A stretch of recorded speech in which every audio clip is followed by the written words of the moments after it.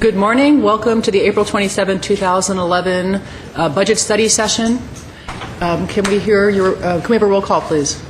Council members: Manukian. Here. Najarian. Here. Quintero. Here. Weaver. Here. Mayor Friedman. Here. Can we hear your report?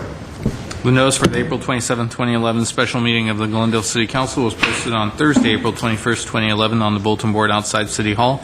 Before you today is Director of Administrative Services Finance regarding budget study session, general overview of fiscal year 2011-2012 budget, including proposed strategies to address anticipated budget shortfall, and overview by general fund departments. Thank you. Mr. Starbird. Good morning, Mayor Friedman, members of the City Council. We start today with what will be a number of study sessions looking at each of the individual departments. Today, first up, we have Community Services and Parks Department, General Fund component. If we finish that discussion with time remaining, and if you have the will to continue, we are prepared to begin the discussion of the Public Works Department General Fund component. With that, let me go directly to Bob Elliott. Jess Duran. Good morning, Madam Mayor and members of the Council. First up today is Community Services and Parks, and I'll introduce Jess Duran to begin his presentation. Actually, I do have a card from the public, so why don't I take the public first, if he wants to speak now, or else he can wait until after. I'm sorry? Okay, Herbert Milano.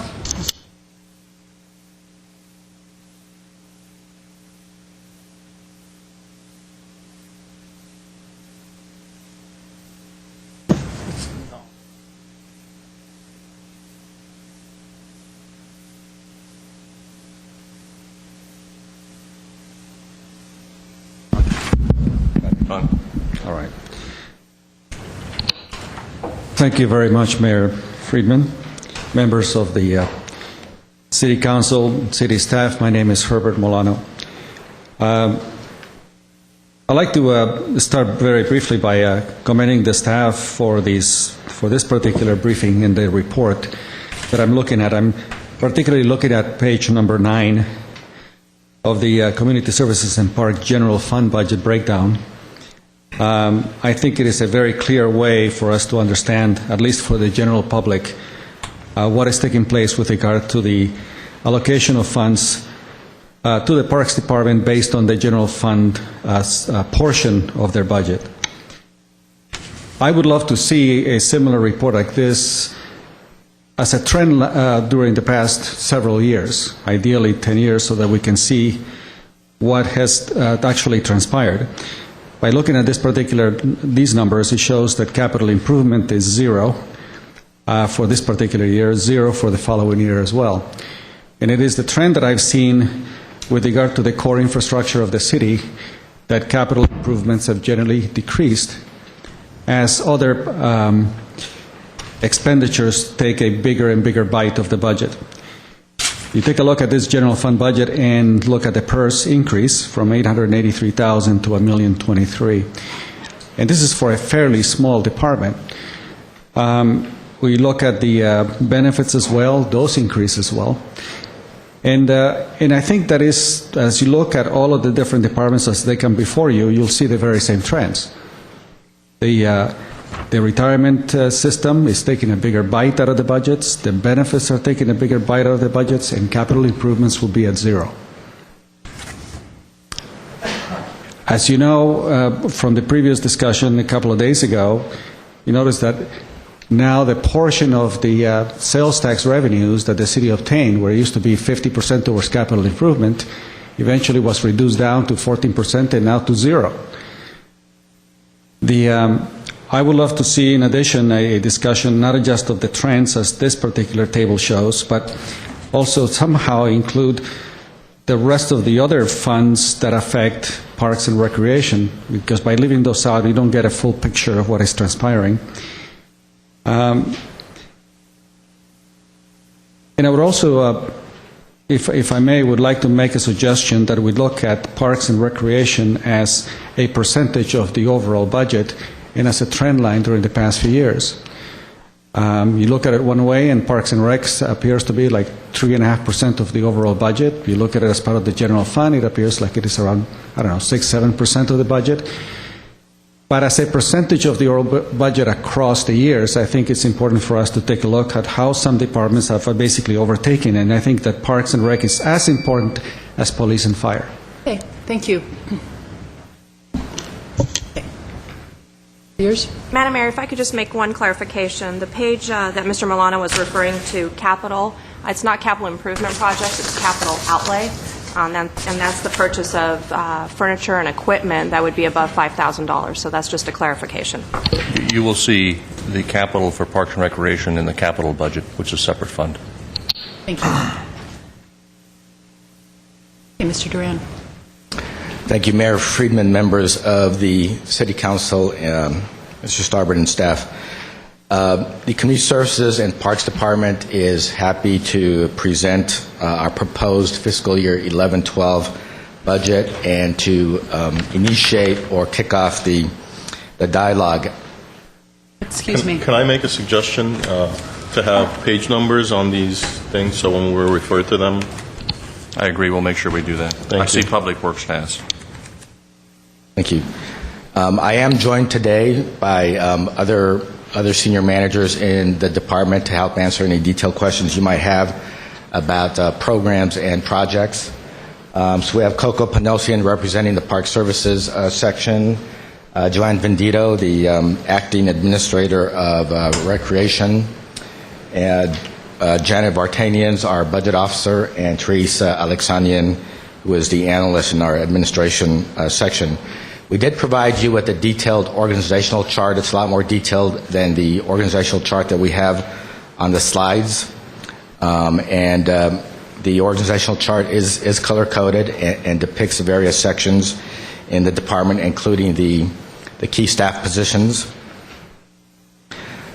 In terms of background, before we begin the slides, the department is comprised of 154 general fund full-time employees, approximately 70 grant fund full-time employees, and approximately 200 part-time employees at any given time.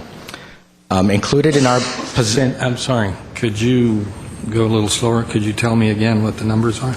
Okay. Approximately 154 general fund full-time employees. Okay. Approximately 70 grant fund full-time employees.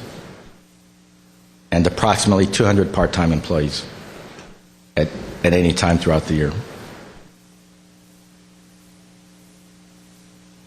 And then it included... In the 2009-2010 CAFR, it shows 128 employees. Has there been a change? That's full-time positions, 128 full-time positions? And how many?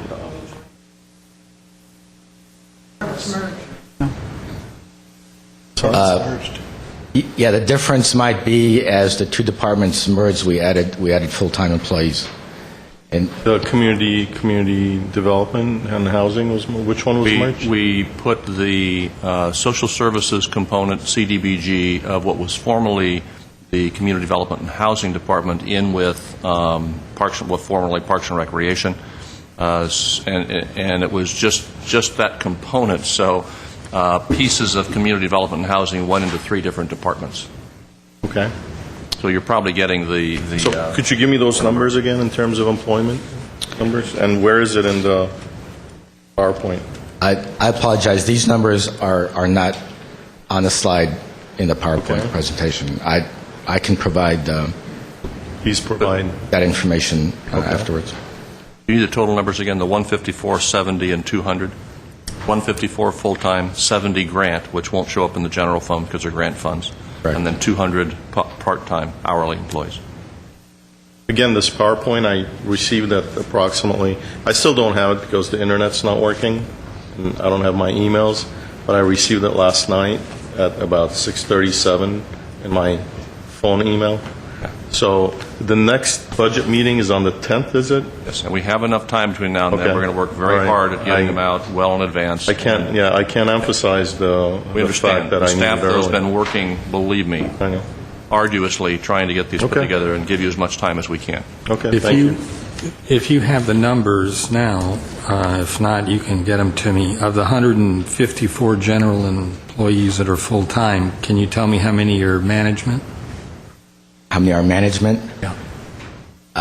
Councilman Quintero, I would have to do that calculation. Okay. Yeah, if you I'd can be do that guessing. calculation, I'd like to know how many are managers or in the management. I like these charts, by the way. Jess, these charts for the organization, the Parks Department, I think it's great. It's the first time I see it this detail, and I think I commend you for it. Thank you.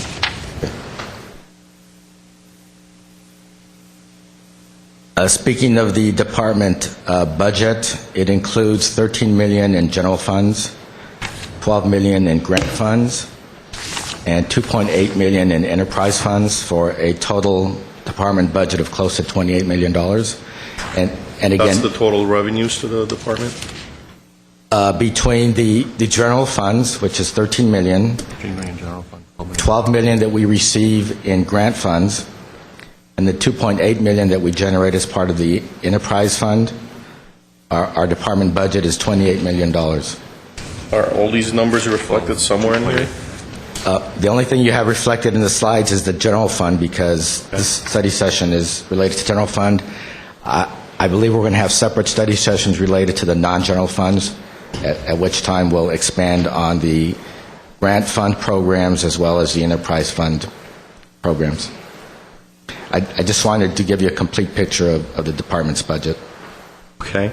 Even though it's not on the slide, and again, I apologize, as Mr. Stark pointed out, we didn't have as much time as we would have liked Right. to do a better job with the slide presentation and provide more complete information.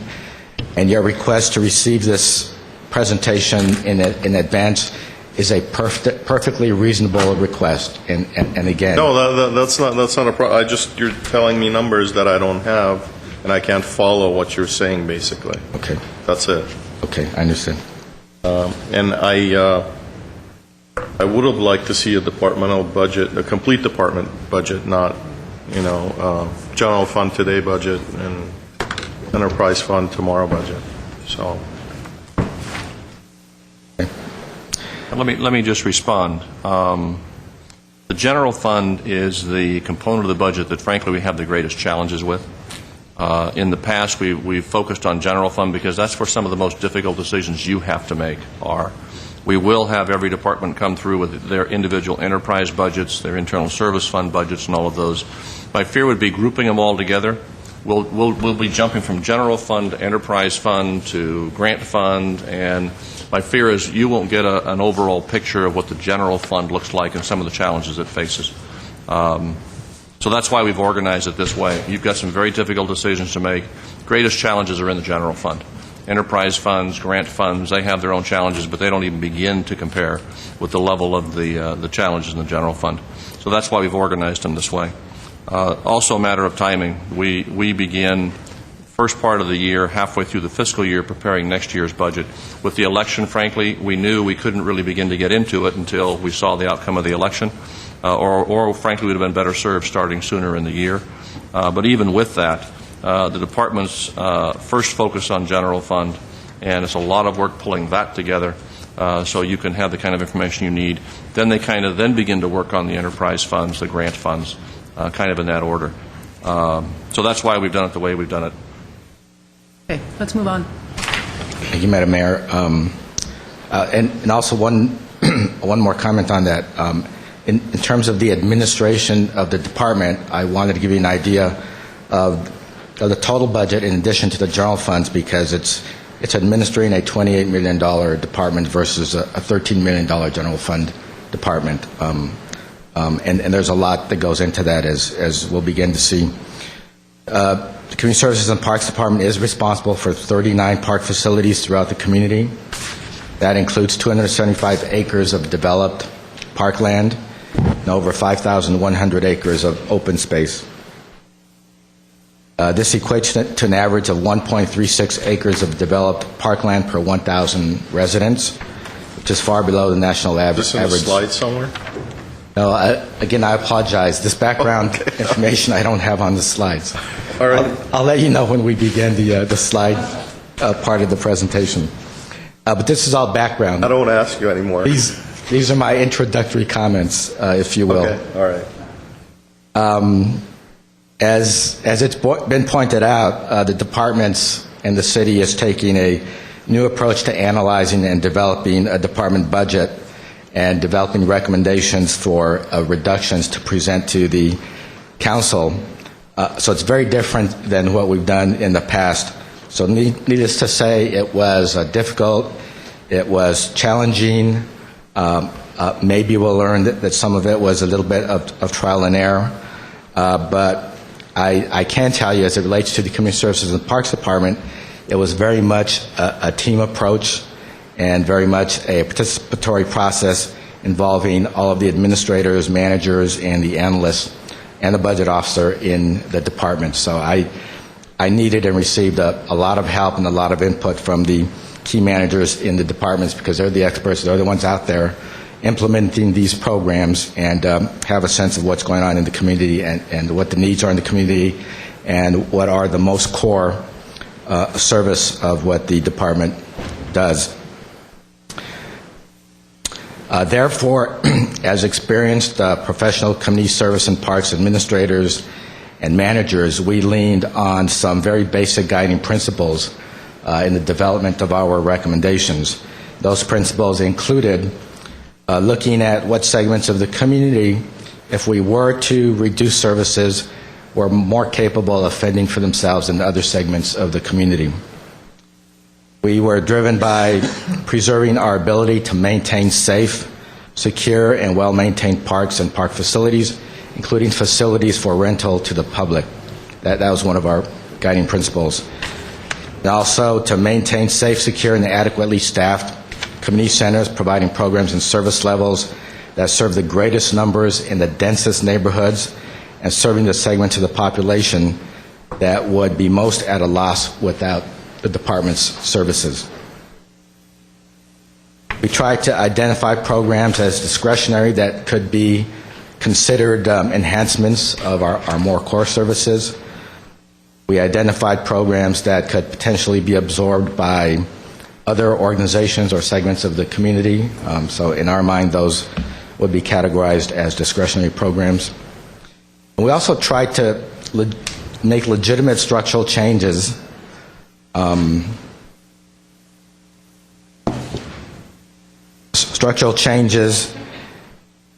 to contribute significantly to balancing the deficit so that we're not at this again next year. So as you'll see, we're proposing $1.299 million in reductions in programs. So now we can start the slide presentation segment of this report. In terms of the department's mission statement, Can we jump where it says salaries? Now, let's continue through the slide presentation. Okay. In terms of the department's mission statement, it is to enhance the quality of life by providing safe and well-maintained parks and public spaces, preserving open space and historic resources, providing services that address the physical, recreational, social, and economic needs of the community, and creating opportunities for renewal, growth, and enrichment. In terms of the core services in the department, we have administration. We do have a central administration here at City Hall, which supports all of the outlying centers throughout the city and the outlying parks. So administration is responsible for the fiscal and personnel management, research and analysis, clerical support services, and staff support to the Community Services and Parks, Arts and Culture Commission, the Community Development Block Grant Advisory Committee, and Grant Administration in that unit.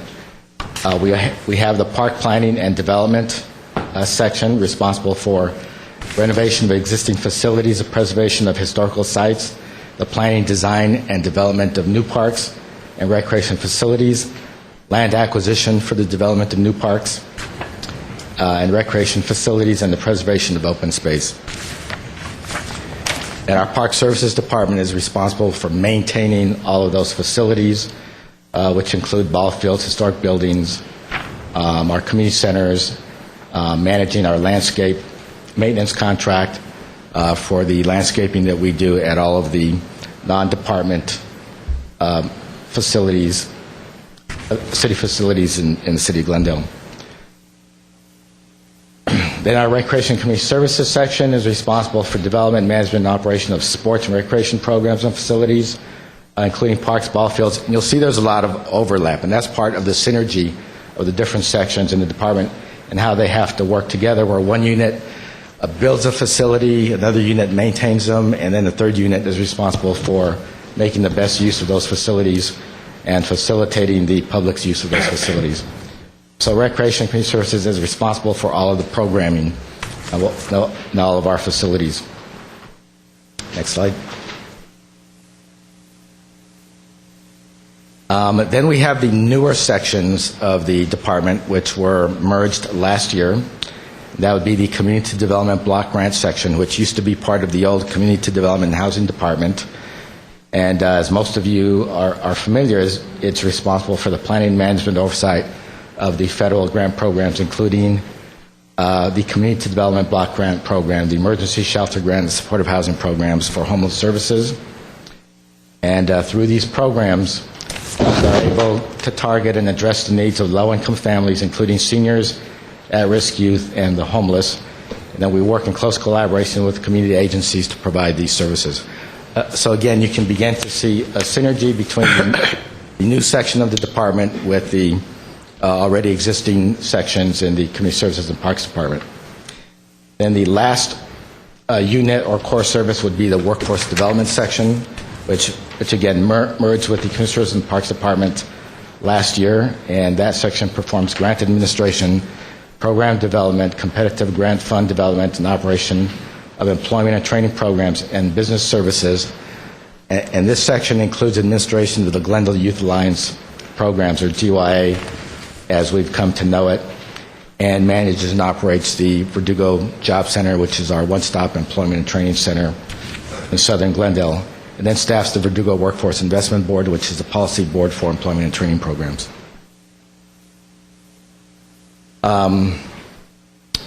Following with the department overview in terms of the general fund functions and programs, again, at the risk of being a little redundant, Park Services, in brief, is responsible for maintenance, general park maintenance, turf maintenance, building repairs of all the facilities, tree and plant maintenance throughout the city, restroom and janitorial maintenance, graffiti and vandalism, sports field maintenance, contracts and contract administration, which includes our landscaping contracts and our contracts related to cell towers.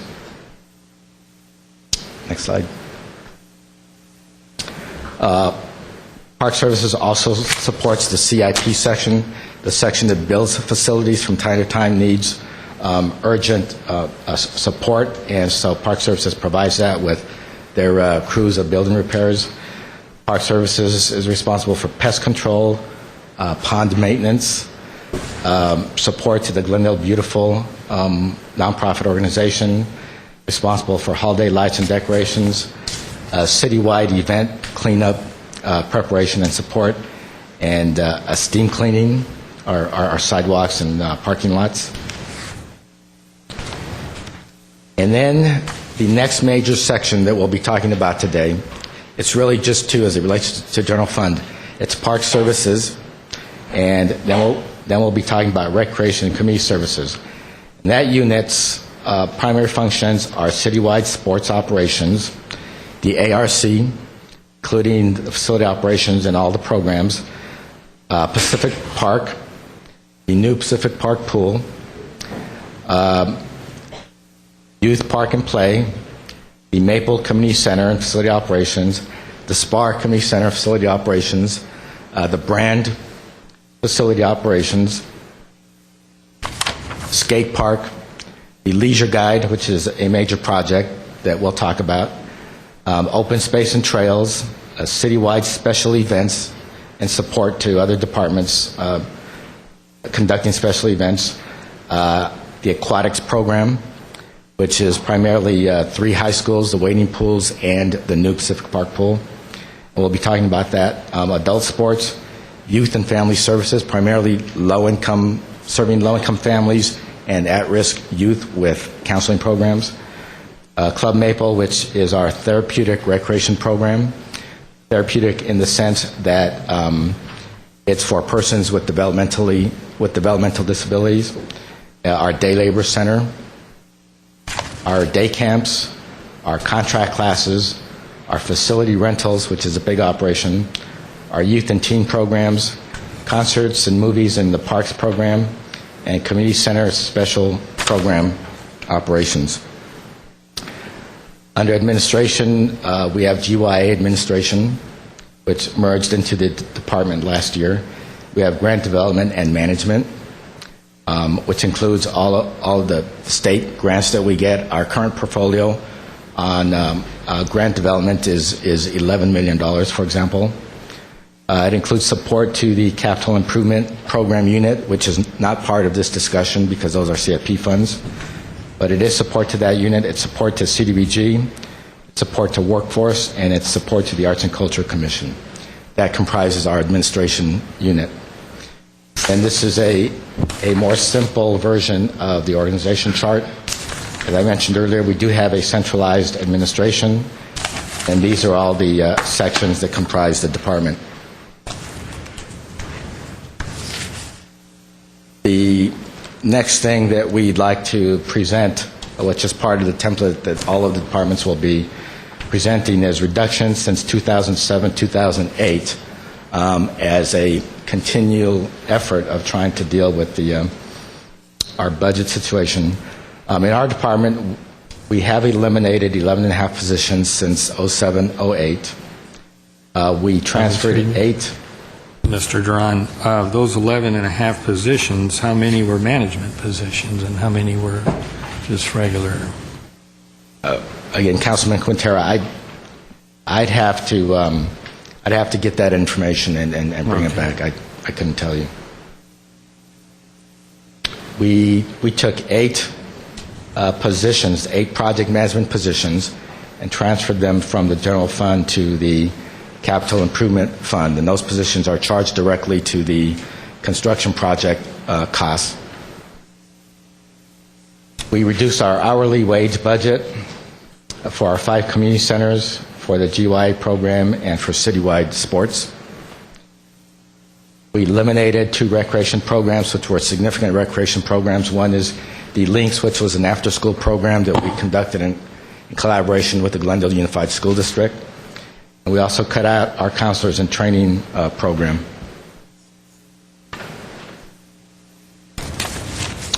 We took 40% of a Gardner position and moved it to the Enterprise Fund, which is our revenue fund. We transferred the cruise night expenses from the general fund to, I believe it's redevelopment, the redevelopment agency fund. We eliminated our travel budget. And so all of those measures together totaled $1,660,000 in reductions since 2007. And then this slide reflects the current general fund budget in terms of the currently adopted fiscal year 10-11 budget and the proposed budget for fiscal year 11-12. Before proposed reductions and after proposed reductions. Obviously, what jumps out is the decrease in salaries and the decrease in hourly wages, and the primary reason for that is transferring the Glendale Youth Alliance program out of the general fund to a special fund and a special revenue fund. And So you had $8,000 in overtime? We did. That's all you had? Yes. Our current policy is that we don't use overtime. I have to get an explanation as to how we ended up with $8,000. And the GYA budget, just put it into perspective, that's about a $2.5 million budget. So that's a significant number that was transferred out of the general fund. And then you could see the PERS and benefits costs, which of course we don't have a lot of control over. Those increased. And then our M&O cost reduction, again, primarily attributed to transferring out the GYA program. And then what we'll talk about is we do have proposed $1,349,000 in reductions for fiscal year 11-12, which would revise our department budget from $14,971,000 to $12,116,000.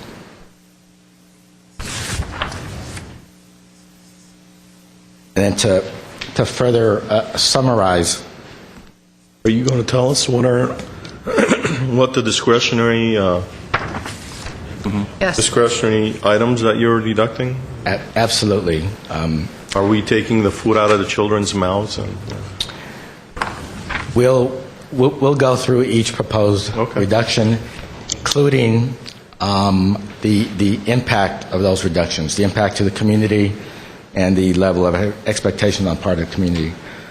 But in summary, as you'll see from our list, which will be in the subsequent slides, we are proposing, as we were charged, we broke down our entire department general fund budget into the three categories of essential services, priority services, or discretionary programs and services. And so of our $13 million budget, we identified $11,864,000 as essential, $252,000 as priority, and $1,349,000 as discretionary.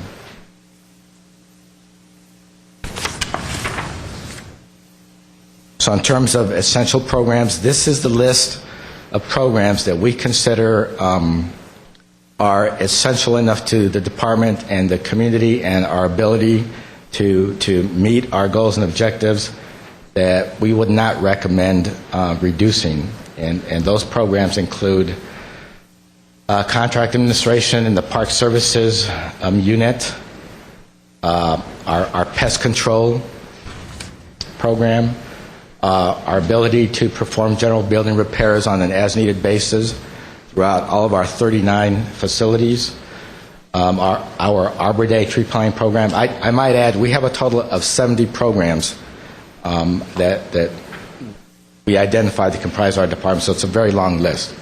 And this is the first 10 under essential. Pond maintenance, we costed out as a separate program. Holiday lights and decorating, our cost every year is $97,000, and of course we propose to keep that. Graffiti and vandalism, our ability to come in on Mondays and address any graffiti or vandalism that's occurred in our 39 park facilities is what that is about. General park maintenance and miscellaneous park improvement projects is an essential service, $2.358 million. Sports field maintenance is a big responsibility of ours. That's essential. Tree and plant maintenance is an essential service. I think that speaks for itself. Restroom maintenance is a big program responsibility. Turf maintenance at all of our parks and ball fields. Our Club Maple Therapeutic Recreation Program, we think, is an essential program. The Maple Park Community Center and operating that center and keeping it open is essential. Our Youth and Family Program, which are programs that emanate out of Heritage Park, is an essential service. Brand Park is an essential service. The ARC is an essential program. A citywide sports operation is essential as part of our core mission. Adult sports is essential as part of our core mission. We actually divided adult sports where one section we consider essential and another section we would consider as discretionary. Next, our skate park. We had discussion about the skate park, but we, the staff, really feel that that's become iconic to Glendale and keeps skateboarders off of plazas in the streets of our community. So that's an essential service. Of course, the Pacific Park Community Pool, our aquatics program and maintenance at our 5 wading pools, which is a very popular program in the community. That's an essential service. Our leisure guide, again, we broke it up to divide the leisure guide cost between an essential part and a discretionary part. Our goal for the Leisure Guide is to go fully digital in this calendar year. So that's essential. Our support to the Arts and Culture Commission is an essential program. Our SPAR Community Center operation and serving the seniors up in that part of the city is essential. The Pacific Park Community Center operations is essential. The youth program Park and Play, which is our mobile recreation program, we feel is an essential service that we need to keep. The Pacific Park drop-in gym, which is mainly being able to supervise the gym, is essential. Our administration and recreation administration support to the enterprise fund in order to have the administrative infrastructure to charge revenues and collect the revenues and set fee schedules and administer that operation is essential, and that's part of that. Grant development and management, again, this is a staff person that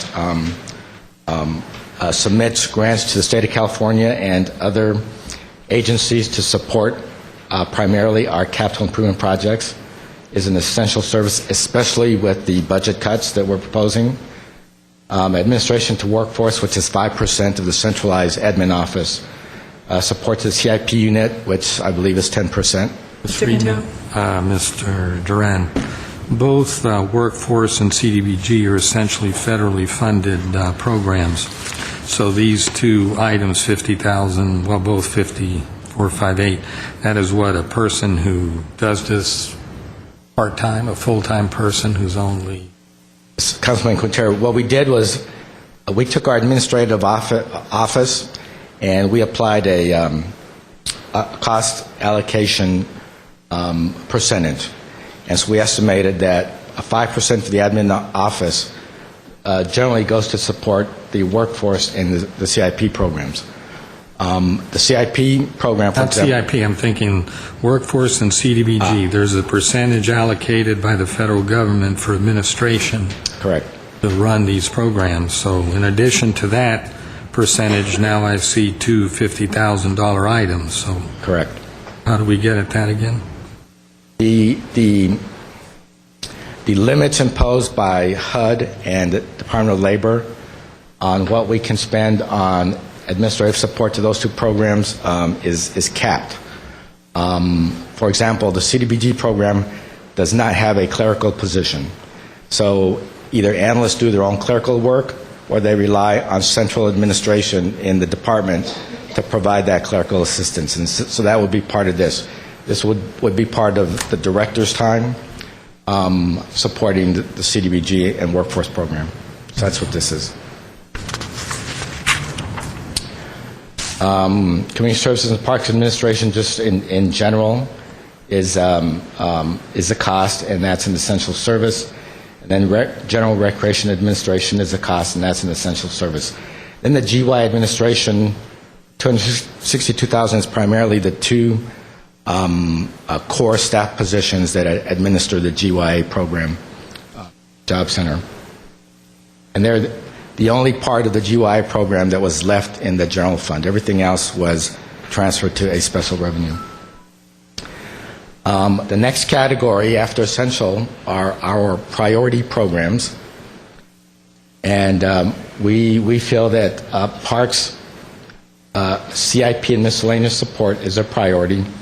This gives the Park Services section the ability to support our construction projects as things come up, which aren't necessarily covered by the construction contract, or little flaws that we realize immediately after construction projects are completed. And so it's the ability for those building repairs and maintenance guys to support the CIP unit. We feel that's a priority program, but again, we costed it out, so if we needed to make further reductions, we could include that as a reduction, and the CIP unit and construction projects would have to rely on contracting out vendors to make these miscellaneous urgent repairs, or call contractors back and take the time to wait for them to get back to make these unanticipated miscellaneous repairs. The Club Maple Therapeutic Recreation Program has a budget to be able to take the program participants on hikes a couple of times a year. And so this is the transportation and the staff time to be able to support that program as enhanced programming to the regular daycare therapeutic recreation program. We feel that's a priority program. But again, if you wanted to look at that to reduce further, that's the cost. Therapeutic fundraising softball tournaments. There's an $8,000 cost to do this, but we do get revenues in return. But again, if we needed to make further cuts and you wanted to look at priority programs, this is one that we could consider. What is the revenue you receive from doing those fundraisers? Mayor Friedman, it's probably just a little bit more than the $8,000. Do you? It's right around 6. And where does that money go? So it barely covers itself? It goes into the enterprise fund. So why would we want to, are you suggesting in this budget to cut that program, or no? Well, right now we have it identified as a priority program. So it's not on Right. in your budget? Okay. Because Correct. if it's something that people enjoy and it's paying for itself, it doesn't seem like something that's worth cutting. Yeah, as we've gone through programs, we've looked to see anything that's created revenue, we try to net it out so that certainly we wouldn't eliminate something that is self-supporting. And if it's generating 40, 50, 60%, we'd net it out before we looked at and we would always look at the net implications of it. Okay. You'll see many of those among the departments that have programs for elimination. Okay. Thank you. Then the last priority program we've identified is, as I think I mentioned earlier, our aquatics program is currently comprised of a summer program including free swim and swim lessons at the 3 high schools, Crescenta Valley, Hoover, and Glendale, and now in addition to the Pacific Park pool. Under our priority programs, we've identified Hoover High School as we've costed out the program at Hoover High School at $117,000. Right now, we're not recommending to reduce the aquatics program at Hoover, but again, if the council felt compelled to make further cuts than what we recommend, that's what it would cost to also reduce the program at Hoover High School. So next we'll get into our list of discretionary programs, and you'll see exactly what we're talking about. So in terms of discretionary programs, what staff has determined are programs and service levels that we could do without because we have to, and that would have the most minimal impact to the community and the expectations of the community. This is what we came up with. If I can, Mayor, members of the council, I think it's important to note that discretionary doesn't mean the staff necessarily believes that they're not important to the community. I think every program you'll see on these lists from every department, the staff would prefer not to have to reduce them, but we made them go through sort of a forced ranking to see what are the most important as opposed to the lesser important from the standpoint of service delivery, but not to say that they're not important to the community, because they are. Thank you, Mr. Stubbard. So what we have, and we have a list of, I think, 30 or more. As I mentioned earlier, we costed out everything in our department, every little conceivable program and service level that we perform. So one of the things that we currently do is we assist in the preparation and the cleanup of citywide and special events, whether sponsored by our department or another department in the city of Glendale. When we have to compare that service level with everything else that we are responsible for, and keeping the parks well maintained and the community centers open and the ball fields used, we felt that this could be considered a discretionary program, and this currently costs us $23,000. We do some light trail maintenance that's performed by our Park Services unit. And I'm sorry, do you have any numbers in terms of how many people are served by these programs? We do on some or on most.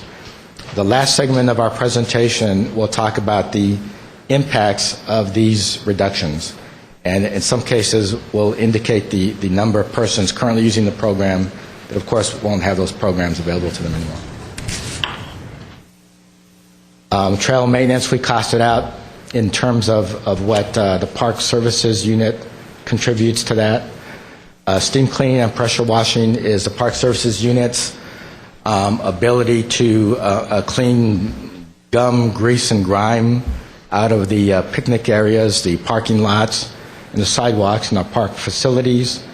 We costed that out, and again, in comparison to everything else that is part of our core responsibilities, we could consider that as discretionary. Our therapeutic recreation program, our Club Maple program, we could cut out the field trips if we needed to, so that could be considered discretionary, and that's $26,000 of staff time, and again, renting buses and the like. Our Club Maple anniversary celebration, we could cut out. We could consider that discretionary and just not have it. We took $61,000 of our facility rentals, a staff that was charged to the general fund, and are proposing to charge that instead to the enterprise fund. The enterprise fund is what we refer to as the 501 fund, so that's what that is. And put more reliance and more challenge on the department to meet its cost of all of its enterprise fund programs. We have penny carnivals in our parks. We have Santa in the parks. We have Halloween programs. We could consider those as discretionary and cut those out if we need to, again, in comparison to everything else that we do that are a priority. We have teen programs like the Equinox program, the dances that we coordinate. We would consider as discretionary if we had to. And that's $49,000. Youth workshops. These are life skills workshops that we organize and coordinate at under our youth and family program for at-risk kids. A lot of times these are a youth referred by the courts or the police department, and we organize life skills workshops that they attend. We could consider that discretionary. Youth and family nonprofit capacity building. We also organize workshops for the nonprofit organizations to avail themselves of training workshops to build their capacity to operate more effectively. We could cut that out. That's in our budget at $25,000 currently. Contract classes, again, this is staff responsible for executing contracts for all of the lifelong learning classes that we provide to the community. And we could transfer their costs to the enterprise funds. That's $55,000 that would save the general fund. Field trips that we make available at the Adult Recreation Center for our seniors, we could reduce that and consider that an enhanced program that we can do without if we need to. Aquatic contract classes, again, this would be a simple transfer to the enterprise fund. The adult sports, we're proposing to take $30,000 staff charge to general fund and instead charge them to the enterprise fund. The aquatics program at Crescenta Valley and Glendale High Schools, we would propose those programs as discretionary programs and no longer operate those pools.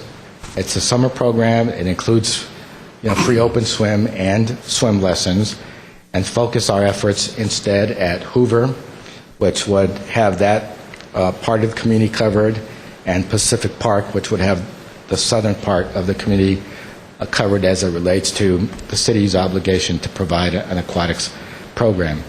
And that would be a reduction of $130,000 once we costed that out.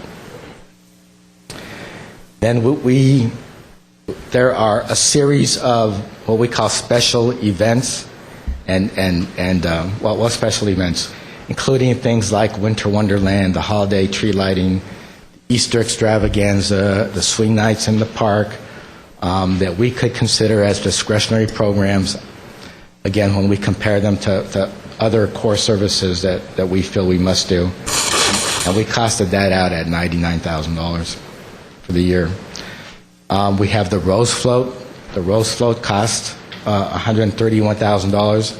That's $90,000 for the contract to build the Rose Float and about $28,000 worth of staff time to do all the coordination leading up to a New Year's Day and the building of the Rose Float, and coordinating contracts with the builder and insurance certificates, and again, all the promotional events leading up to the Rose Float.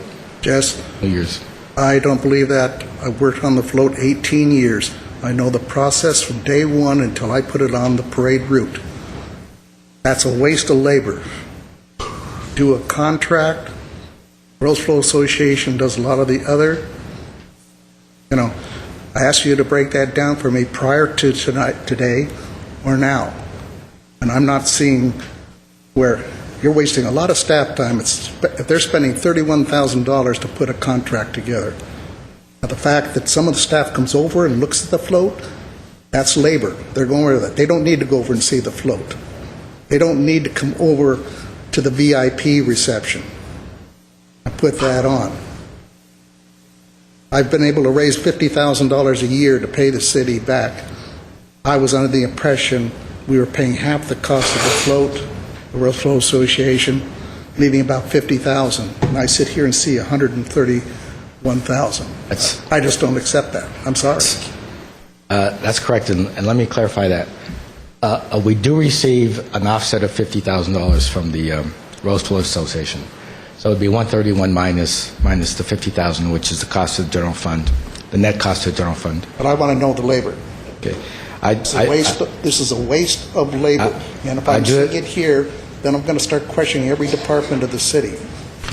Because I've heard in the past, it's waste in virtually every department. I've never said a word, but now I'm seeing it. It really concerns me what's going on with the use of our labor in this city. I asked for a breakdown, I haven't got it. So, Mayor I had to Friedman, bring it up here, I'm sorry. Mayor Friedman, Councilman Weaver, There's waste in every department? Different departments, Really? yes. Do we know where that waste is? No proof. No proof. Here, a lot of things are said around. A lot of rumors that don't have any merit whatsoever. But I'm looking at a number that I know is waste. I do have a list of the responsibilities, which I can read now or later in the Oh, presentation. later, I asked for it before, Jess. I didn't want to bring this up here. And you told me it's being transferred over to redevelopment anyhow. Yes, and again, when we get to the service level impacts, that is one of the impacts that potentially we think we might be able to fund the Rose Float using economic development funding source. So That's something you've noted, though, aside from the amount of staff costs your staff believes associated with this, is the $100,000 that is the direct cost of the float. That has historically been offset 50% by the contribution from the Rose Float Association. I guess a question for the upcoming year, is it likely they'll still be able to make that? I have no idea yet. I think that's a big question. I'm not on the Rose Float Association. Oh, I know. I'm turning to Jess and/or you or anybody else who might know. I understand they don't have any of the funds left over from the days that Dreaming of Roses took place. I have no idea. But I'll go out and get the 50 Do you have any grand. feedback from them, Jess? I've had one conversation with the chair, and he did express that it's more and more of a challenge. It's getting harder and harder to raise the funding, and one of their ideas is to try to get a single or primary corporate sponsor, and wanted to know how that would sit in with the city of Glendale, and that's probably something that we would need to explore. But this is on this list now because it's being taken out of your budget. I assume that we'll have the chance to give it a more thorough vetting when it comes back to us in the form of either the redevelopment budget or... There's no way you can set it up there as essential. There's no way you can set it up there as priority. It's So where does it have? It has to end up in discretionary. But still, where does it end up? What is the cost? How much money is going to be raised? Can you get a corporate sponsor? Questions to be asked yet. We don't know. Well, Why don't we ask for it to come back at some point for a... We have it on the list of policy direction as it relates to the general fund.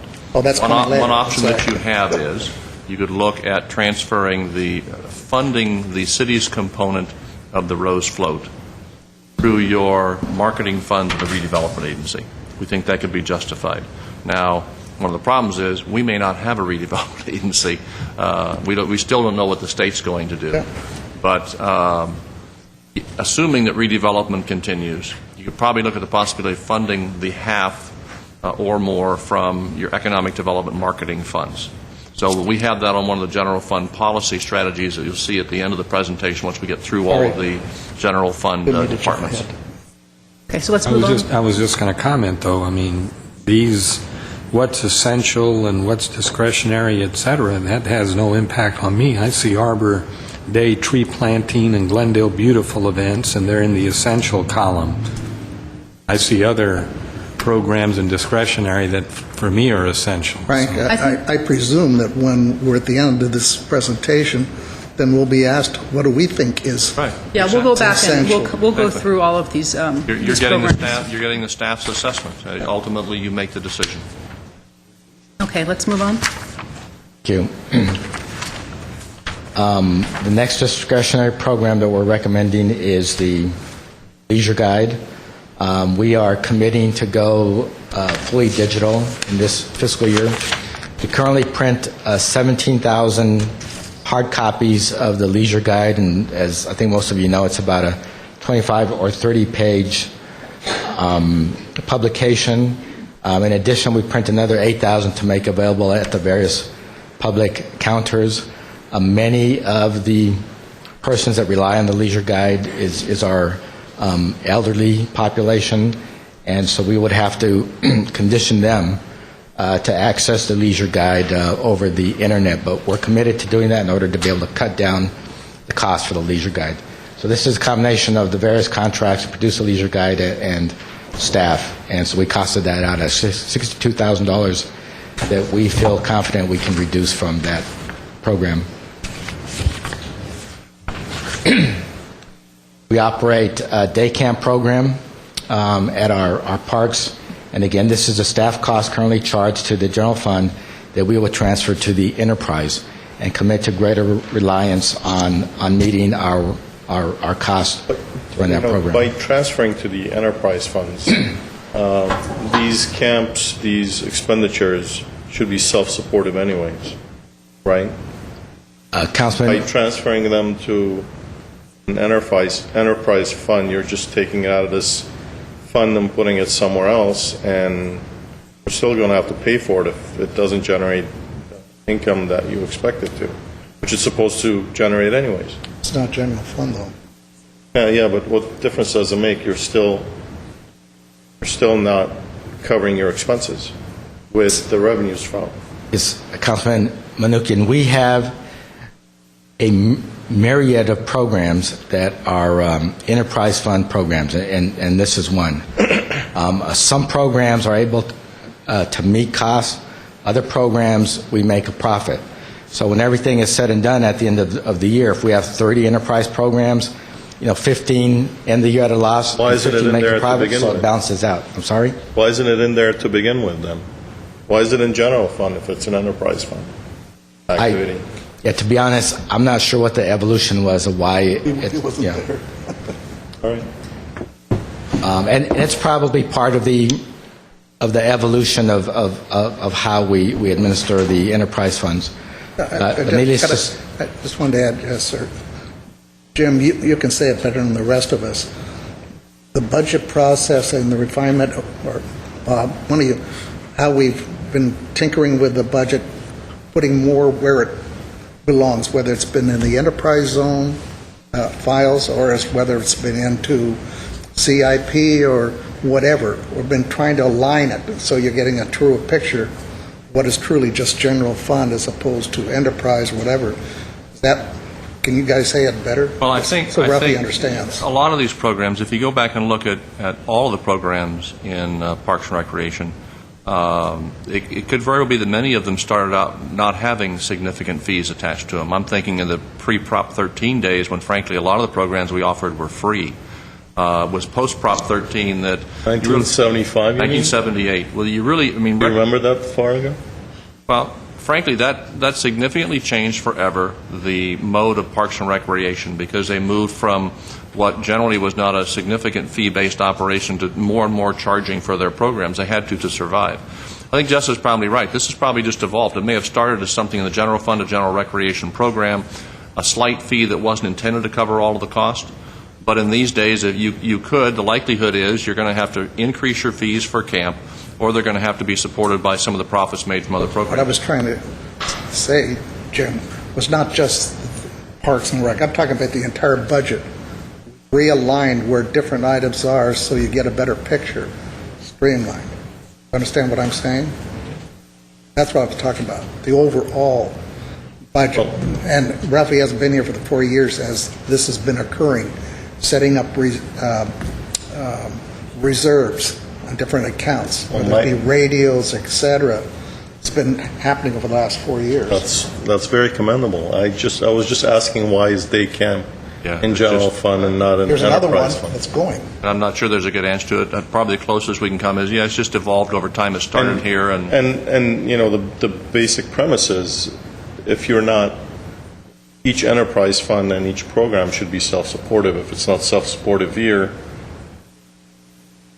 what makes it self-supportive in the enterprise fund? You're still going to have an $85,000 shortfall on the fund, May I use on the program. Let me use an analogy.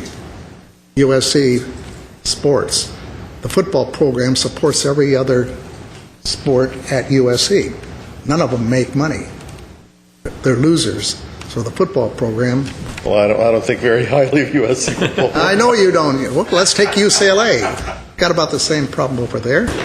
But the football program's in every major university. And here's the thing, you put in an enterprise fund, some don't make it, but you have profits in the others, and it keeps the whole program together. Well, the point is, as I understand, for an enterprise fund item is that there are specific fees attached to it, identifiable, as well as specific costs that are self-contained within that program. Not necessarily that they're money generators, but of course you'd like them to break even or to make money, but they can be readily identifiable and segregated from the general mishmash and overflow of their costs and incomes to the other components of another particular fund. Am I correct in understanding that? If I can respond, general rule of thumb is everything goes into the general fund unless there's a reason not to have it there. It's tax supported by our basic property tax, sales tax, and so on. If it can be self-supporting, it goes into a proprietary fund, either one of two types, either an enterprise fund, which is external, charged to folks outside the ratepayers of the city. And it's designed to be self-supporting. Internally to us are the internal service funds. Those are proprietary funds as well, designed to be self-supporting. So any activity that isn't fall under the general fund umbrella should be out into another fund. Special revenue funds, which are governmental type, are self-supporting. They're used for a particular revenue for only that core service. This could be either or. As Jim said, it may have just evolved. It can be, if you have sufficient fees, make it fee supported in an enterprise type fund. You should note, many of the programs that Parks and Recreation runs have some component that's fee-based. If you look back on the essential programs list, lots and lots of facilities on the essential list do generate some level of fees. But the reality is they're never going to be able to support themselves. I think of the Adult Recreation Center. That facility is just never going to be able to support itself through fees. It serves a constituency that can't afford the full cost of the programs of the facility. So there, given its level of cost, about $800,000 on this list, you do generate a little bit of support for it, but it's never going to cover itself, and its programs aren't going to cover themselves. All that I understand. I'm just saying that you're trying to save $85,000, but this is not a saving. You're just transferring it from one fund to the other. Although they are also going to have to look at the level of fees and what they can charge, because they do need to try and get it closer to being self-supporting. Yeah. And as it relates to the enterprise funds, or the idea of generating revenue in enterprise funds and community services and parks programs, and as Mr. Starbird pointed out, it's a balancing act. In some cases, if we raise the fees higher to guarantee meeting our costs, we price ourselves out of that particular market. Or services for seniors, we're struggling with that now at the ARC. In order to do a better job of meeting our costs, do we implement the fee schedules that we have approved for certain programs at the Adult Recreation Center, or recognize that it's a public service for low-income seniors? Do we keep the fees lower and rely on other enterprise programs to leverage that and make it up and balance it at the end of the year? So it is a balancing act, and it requires a continuous analysis. Open space and trails, we've categorized as a discretionary program. That's 2 full-time positions and an hourly position that performs education and outreach and leads programs and hikes on our trails. We have proposed that as a discretionary program, and that's a big one. And you'll see in our impact slides, if we were to eliminate this program, and again, this is a structural change, at least for now, until hopefully the economy picks up in a couple of years, all the trails will continue to be accessible by the public. We just won't have programs to go along with it. Some smaller programs, a SPAR parent night out, we cost it out. That could be discretionary. Or we're transferring the cost again to the enterprise and look at the fee schedule. Movies and concerts in the parks. Again, we've identified as a discretionary program. If we have to, that we could reduce and not provide to the public. Our basketball tournaments, our organized basketball tournaments, which takes planning and coordination at our parks, we could reduce. And a focus on open drop-in play and use of our gymnasiums. Pacific Family Night Outs is a program that we have that we've costed out that we could consider discretionary. The Montrose Christmas Parade, we provide $10,000 towards that program, which, in comparing it with the core programs of the department, we consider discretionary. The day labor program we've been funding for probably 3 or 4 years is in our budget. That's $90,000 a year. You'll see in our impact slide, we currently have the participation is actually down by 100%. We used to serve 100 men and women on a daily basis. It's down to about 50, and about half of those 50 are getting work right now at the Day Labor Center. It could be part of the economy as well. If we don't fund the Day Labor Center, it will close. Catholic Charities does not have the capacity to pick it up. So that's on our list of discretionary programs if we have to make reductions. I know it's going to come up in the later slides, but this does affect our ordinance in terms of being able to keep people soliciting for work, right? Madam Mayor, members of the council, a couple of years ago, even last year, I would have said yes. However, given the way the law seems to be changing, we're awaiting a decision from the Ninth Circuit Court of Appeals, an en banc review in the matter involving Redondo Beach. I anticipate that case is going to go in the wrong direction, in which case closing the Day Labor Center or keeping it open is not going to matter one way or the other. We're awaiting a decision in that case any day. Jim, that's a general question. Just as an example, because it stands out, the Christmas parade, Montrose, our only Christmas parade, you put your administrative support. Now, when we see the police budget, will the police be in their budget for the same function? In other words, this isn't all the costs. admin? Does that mean the police that put up the barricades? In this case, we give them a check for $10,000 out of the Park and Recreation budget. Oh, okay. So This is not administrative staff that work this event. We write them a check for $10,000. okay, so check and then they spend. Yeah. Yeah.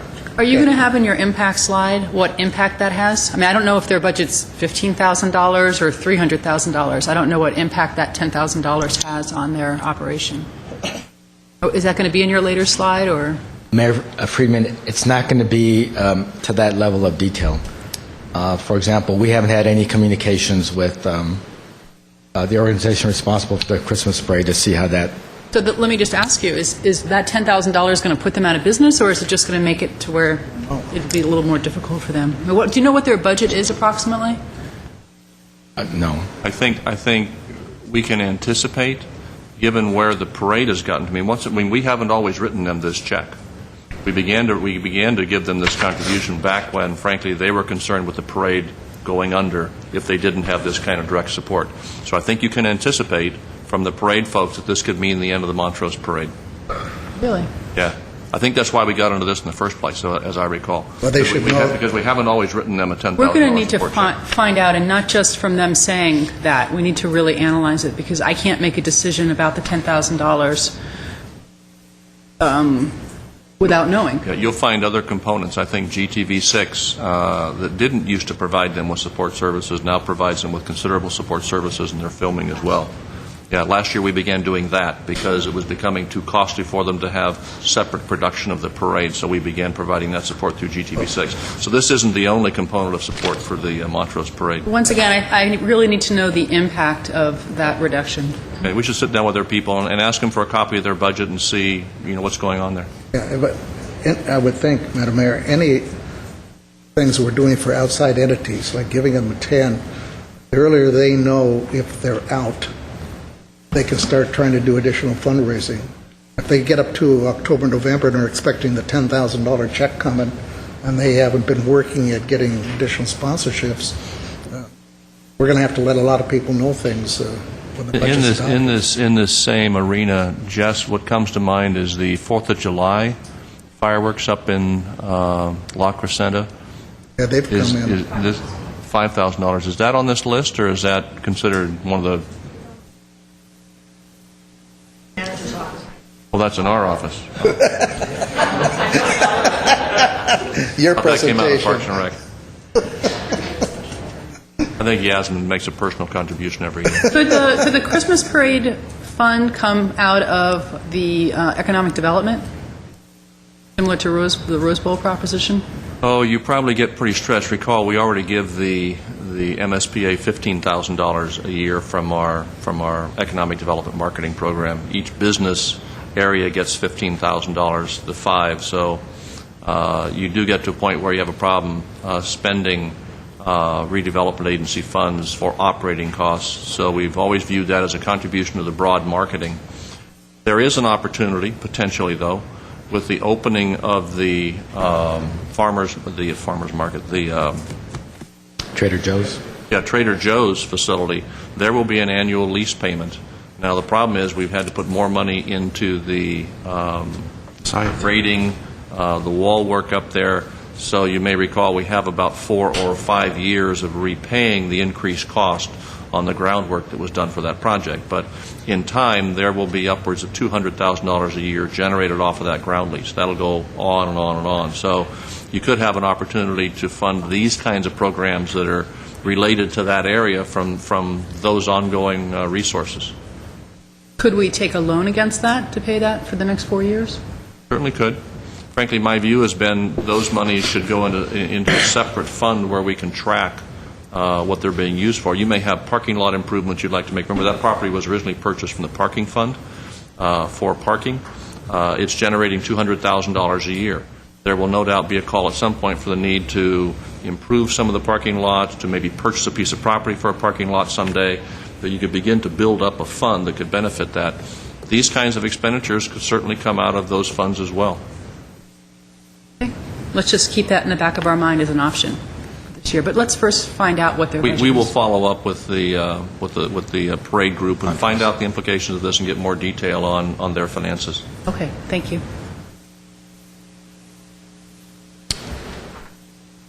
So when we total up all of the proposed reductions or programs in the discretionary category, and we take out the offset from the Rose Float payment from the Rose Float Association, the net savings to general fund, if we were to accept them all, would be $1,299,000. In terms of the service level impacts,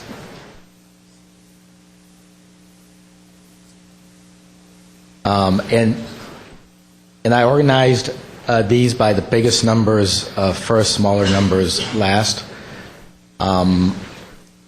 We would, in terms of the Open Space and Trails program, which was the $262,000 program, it means that education, awareness, outreach, hiking, and trail maintenance program would be eliminated.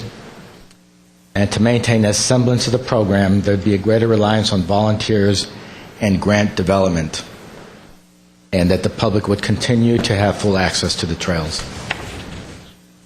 In terms of the aquatics program, families that use the summer-only program at Glendale and Crescenta Valley High Schools would have to either use Hoover High School or a Pacific Park pool, or use programs provided by other agencies such as the YMCA or swim lessons, for example.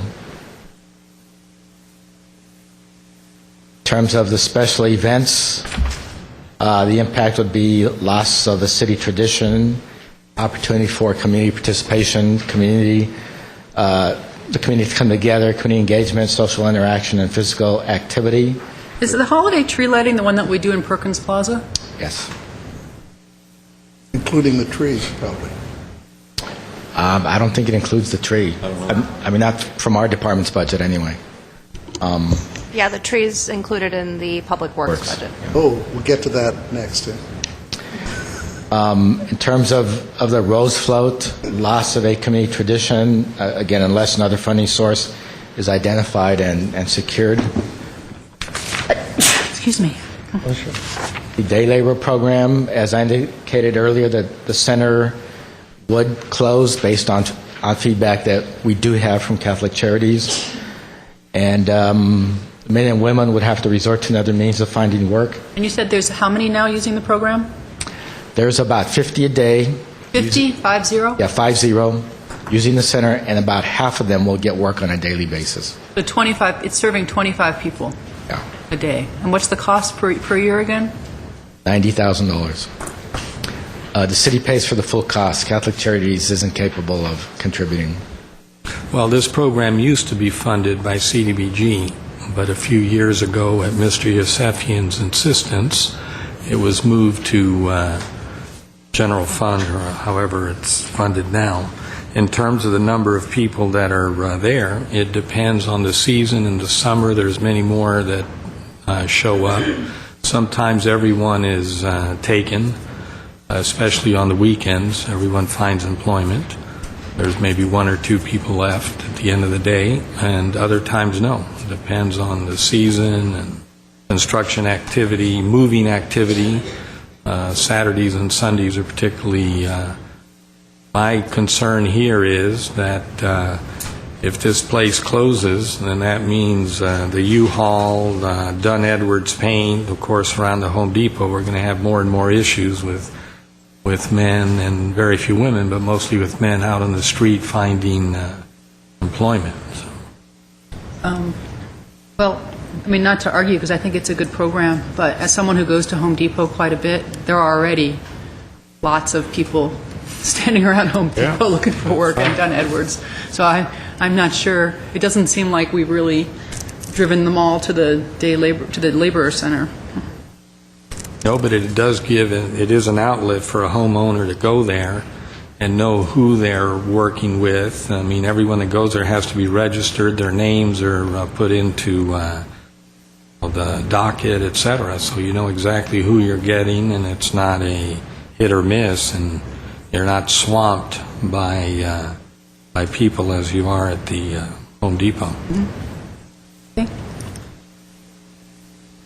The impact of the leisure guide reduction is that we would eliminate print copies, which currently go out to 17,000 subscribers annually, Jess, I'm sorry to interrupt. It says it'll impact 17,000 subscribers, but that's not true. Just because it goes to 17,000 people doesn't mean that a portion of them or a lot of them don't have the capacity to get this information online. So I don't know how many of these people need it as a hard copy. I mean, is there any, and I don't know if there's any way that you can guess or judge that, how many can receive it in the much more cost-efficient way. And also, is there a way to, I'm assuming that the print cost is pretty much the same whether you do 17,000 or you do 100 for people who really need it, or similar? Is that correct? It's about the same. I believe it's about, the print cost is about $30,000. Yeah, the print cost alone is about $30,000. And are these mailed to people, or are they given out at... Yeah, 17,000 are mailed and 8,000 are available at public counters throughout the city and with other agencies. So our proposal would be to... By subscribers, do they pay for the subscription? They're on a mailing list. So they're just a mailing list. Yeah, virtually But they don't pay for it. Right. Virtually anyone that's ever used any of our programs or signed up for any of our classes gets on the mailing list, and it's up to 17,000 every year they get a copy of the Leisure Guide. And it's also already available online. So our idea here is to send all of the subscribers a postcard and let them know that effective the next issue, it will only be available online. Anyone that doesn't have access to that online will try to make arrangements at our community centers or kiosks with iPads or whatever the case might be. But it's time that we transition to an electronic Leisure Guide, and it'll save costs, significant costs, as you can see. My guess is this will be generational. I mean, mostly senior citizens who've been accustomed to getting it in hard print. The younger you are, the more accustomed you are to now looking at stuff electronically. It'll be a transition period. And it's the seniors that we'd be worried about. And we're also concerned that there might be a drop-off in persons getting information to register for our classes, which would impact our enterprise fund and our revenues, but it's something we feel we have to do. Next slide. Regarding the day camps, the general fund costs would be transferred to the enterprise fund as we've been talking about, so there would be no impact in terms of service levels, except that we will look at raising the fees, but we also need to recognize that we're currently serving primarily low-income families with our day camps. But it is something that we'll look at. Facility rentals, no impact because the general fund costs will be transferred to the enterprise fund. Same thing with contract classes. Next slide. Youth and family nonprofit capacity building. Nonprofit organizations will have to find another source to obtain capacity building technical assistance. As I indicated earlier, we currently spend about $23,000 on this service for nonprofits, which we would say is discretionary at this point. Teen programs, we would lose 3 Teen Equinox events with an average attendance of 300 per event. Can you back up for a minute to the youth and family nonprofit capacity building? Is that helping nonprofits write grants, that sort of thing? What exactly is that? It's. I know that there is a nonprofit that's downtown. That's their sole mission. Could we refer these groups to them because they have an entire office building and that's all they do? Yes, Mayor Friedman, we currently do that. In fact, there's 4 professional nonprofit organizations in our area whose responsibility it is to work with nonprofit organizations and provide them with resources, with information, and to organize workshops for these organizations to learn more about how to market their services, how to take advantage of the social media, how to do fundraising, how to do board development. And so it's a matter of tapping into those existing organizations. What we do here is we tap into those professional organizations ourselves, and we work with them to develop workshops that are tailored for the Glendale nonprofit organizations and our network of nonprofit organizations. And then we send out specific invitations to our network here in Glendale of nonprofit organizations. And so it's all staff time to coordinate those services and to pay for the workshops so that the nonprofit organizations in Glendale don't have that expense, and they'd be more apt to participate in these workshops.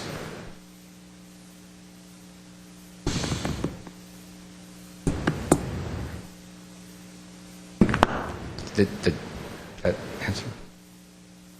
We have, in terms of the youth and teen workshops, as I said earlier, these are workshops for at-risk teenagers that get referred to our Youth and Family Services program. These would be workshops like in bullying, life skills workshops, how to manage your finances when you get your first job,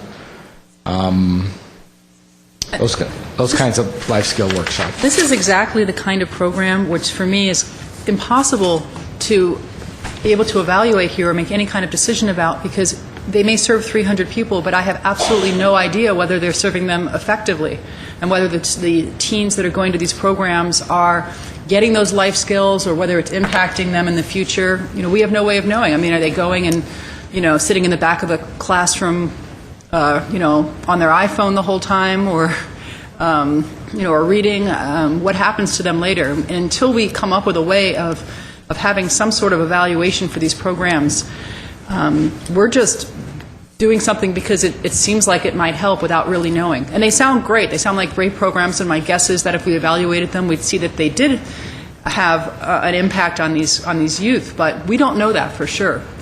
And that's the case with all of our youth programs. I think it's really unfortunate that we haven't over the years developed a way of evaluating what happens to these children later on in life and whether this does make a difference to them.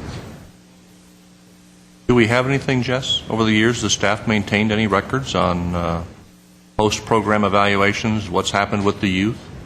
Not to my knowledge.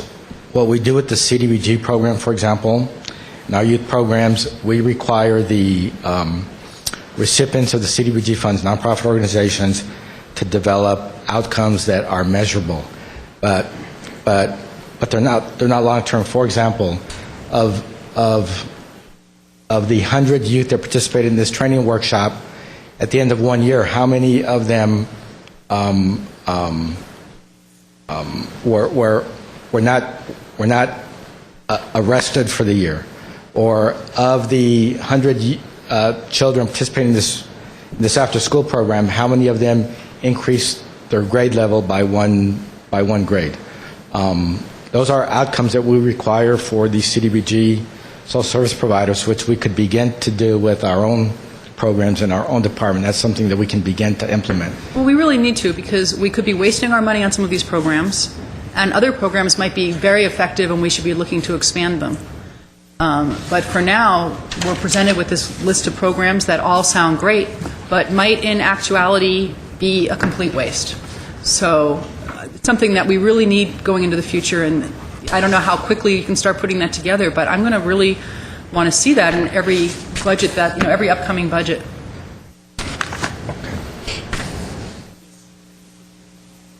It also puts us into a real quandary in terms of evaluating these programs right now. Because we could go by the ones that we can imagine might be good programs, but how are we supposed to know? We're not being given any information beyond the name of a program or any information that would really be valuable to us to evaluate it. I agree. You're right. Thank you.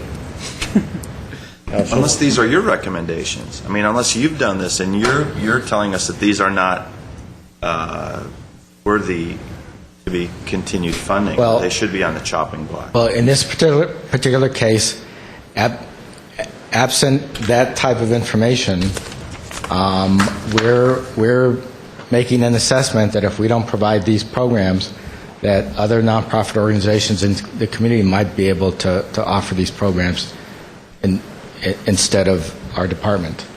And then we could work with those agencies through our network, through the CDBG program, for example, and and try to fill the gap. But you're right, we don't have much more quantitative information than that. So we're going to have to start developing a policy where we include outcomes in the year-end or a two-year evaluation of these programs. And by the way, it's not just programs in your department, and it's not just youth programs. I think any program where we're trying to provide a service like this needs to be evaluated the same way. We need to have ways of evaluating what we're spending money on across the board.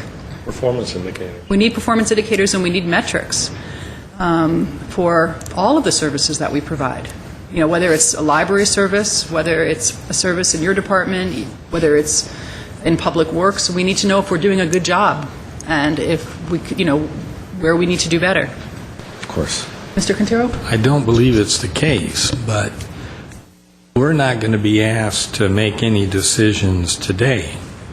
Am I correct in terms of what stays and what doesn't stay? We are. Well, let's get an answer from How can we do this in isolation without seeing all the other programs? We're more than comfortable taking feedback today.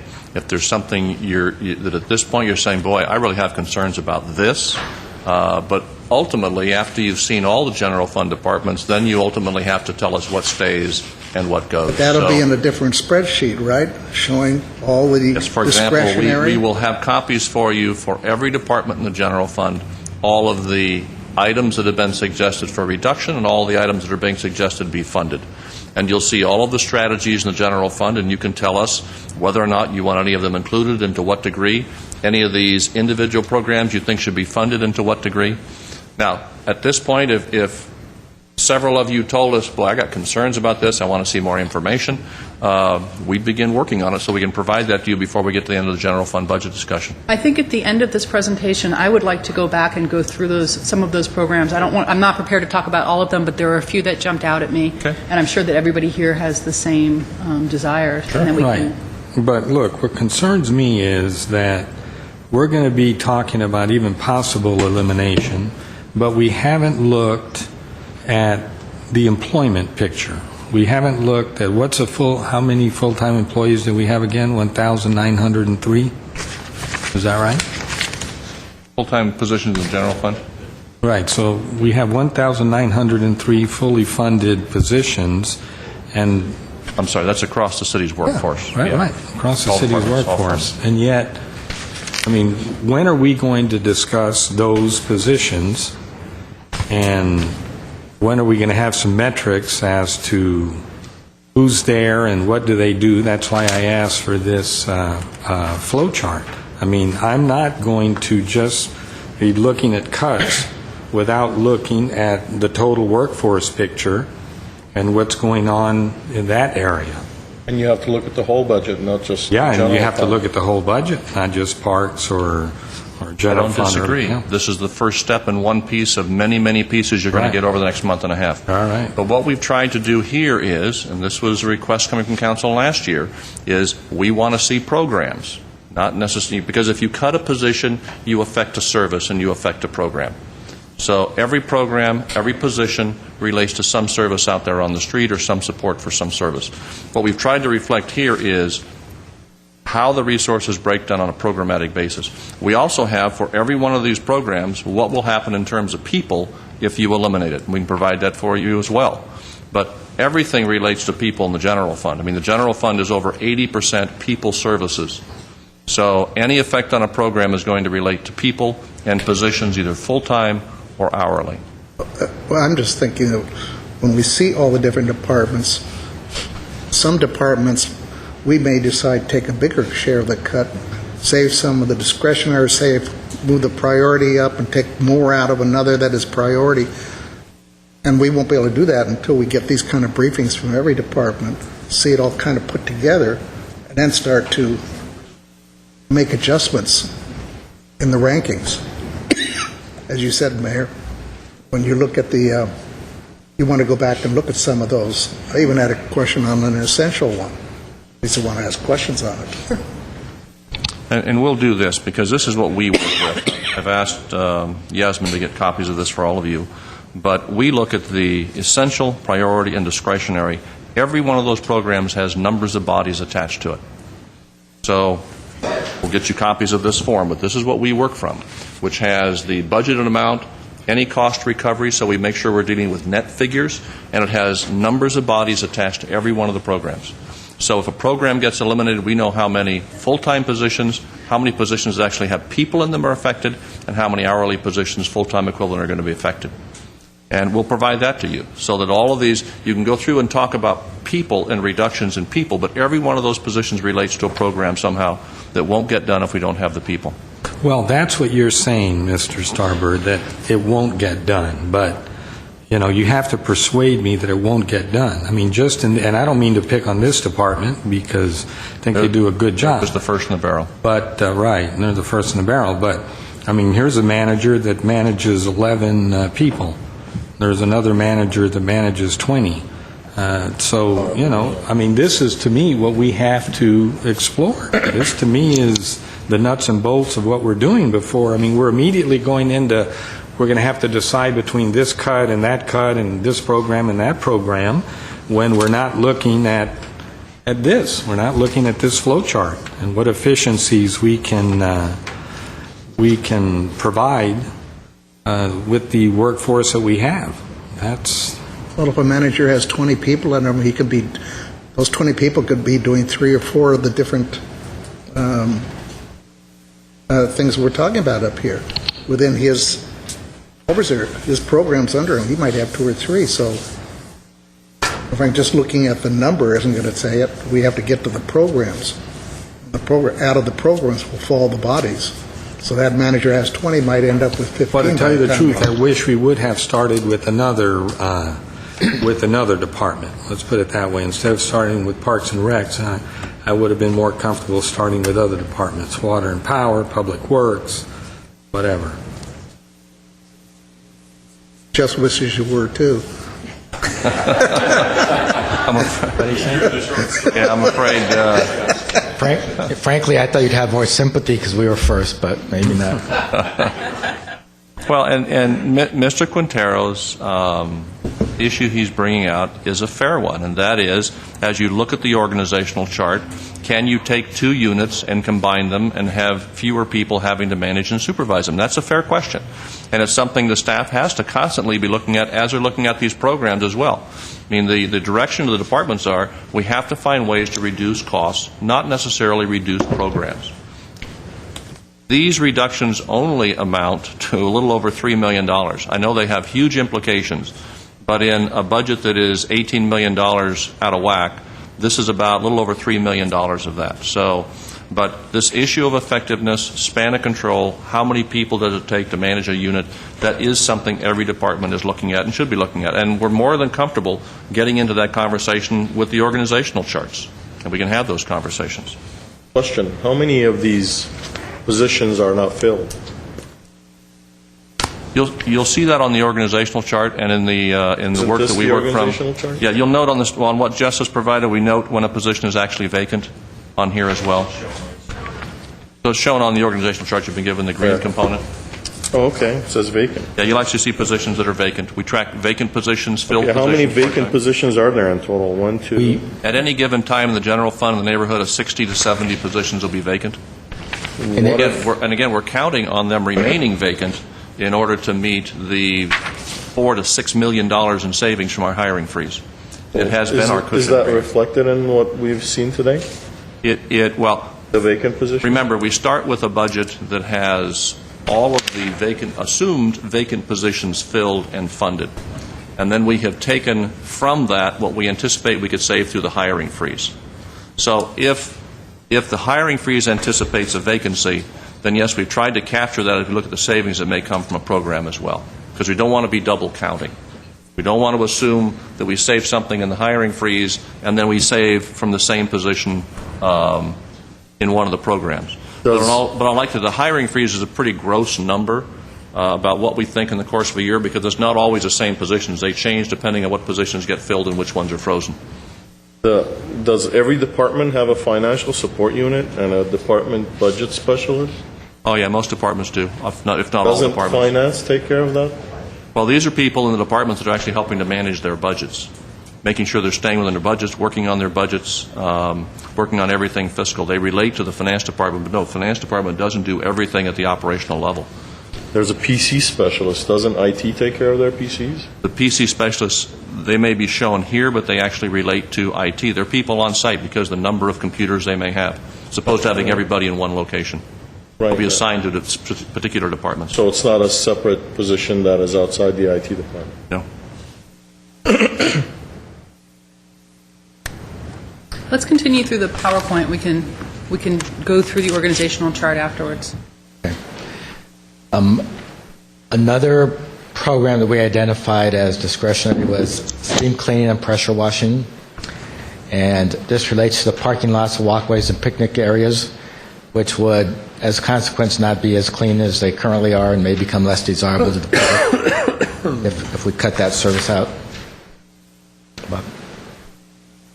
Concerts and movies in the park, again, lots of free entertainment for families, lots of social interaction and physical exercise during the summer. These concerts average 500 to 600 in attendance at each event. Adult sports, again, we'd simply be transferring the 101 cost to the enterprise fund, so there'd be no impact. Just question. I had to step in the back a minute. The steam cleaning, did that include the parking garages? You say parking lots. Did you? No, this is just the park facilities. Oh, just on the parks. Yeah, Okay. and I believe there are at least 2 other departments that also have steam cleaning capability. I think Neighborhood Services does it for graffiti. We have brand. And Public Works, I think, has their own Public Works will be operation. covering areas like brand sidewalks and our municipal parking garages. So do we have different contracts for doing steam cleaning parks as opposed to on the streets and the garages? It's park staff that does it in the parks. Okay. All right. Again, the adult sports program is a matter of transferring the cost to the enterprise fund. Oh, and this is one area in particular where we would take a hard look at increasing the fees for adult sports participation. In general, what do they pay now? Do they pay fees now for the adult sports? They do. Who can answer that question? Gabrielle? Just a general idea of sort of what they're paying now? Yes, I'm Gabrielle Golia, Community Services Supervisor. The fees vary based on the league that they're playing in. We have an adult basketball league, which is approximately $390 a team per season. Adult softball, which is up to $430 per team per season. And adult soccer, which is approximately $750 per team per season. And that covers the rental of the playing field or the court? Yes, it covers the time on the fields or courts. It covers the staffing to organize the league, and it covers security. Some of our leagues do require security because of the increased number of people at the facilities. Okay, thank you. Thank you.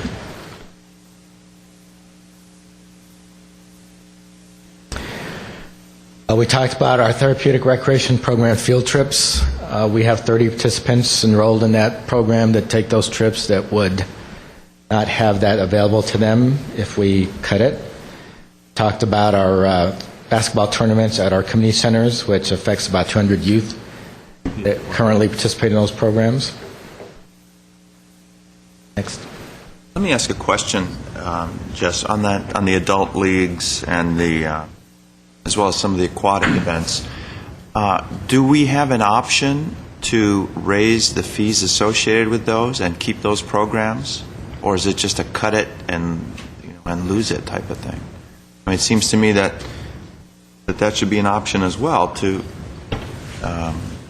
discuss. I don't know what the aquatic fee is for a day swim. If it's $5 and we're losing money on it, should we not have an option to raise those fees and see how that impacts the attendance and the overall revenues? It's Councilman Najarian. I'm going to turn it over to someone that's a lot more expert in that field than I am. Gabrielle? If I can remind the council, Will Dan and Associates did our comprehensive fee study, and we'll present that on the May 10th study session. They'll go through all the various fees and the cost behind those fees and actually show you what we do or how we stack up relative to other cities, particularly in recreation fields in terms of what our fees are and what other agencies are charging. And we'll show you what's behind those fees when we... Just one question to follow on that. If we see the fees and we adjust some of those fees, they won't have been factored into this budget yet. Not yet. So we could make some positive... We have built in a very, very conservative number of $1.3 million in terms of fee increases, but that is the broad spectrum, from development fees throughout the range. So.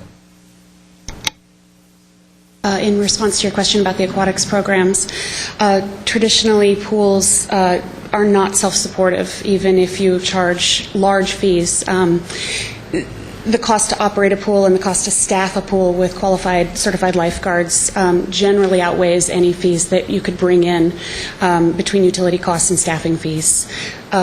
So we've looked at, with Pacific Community Pool especially, the lesson program will be operated out of the enterprise fund, and all of the associated costs are out of the enterprise fund.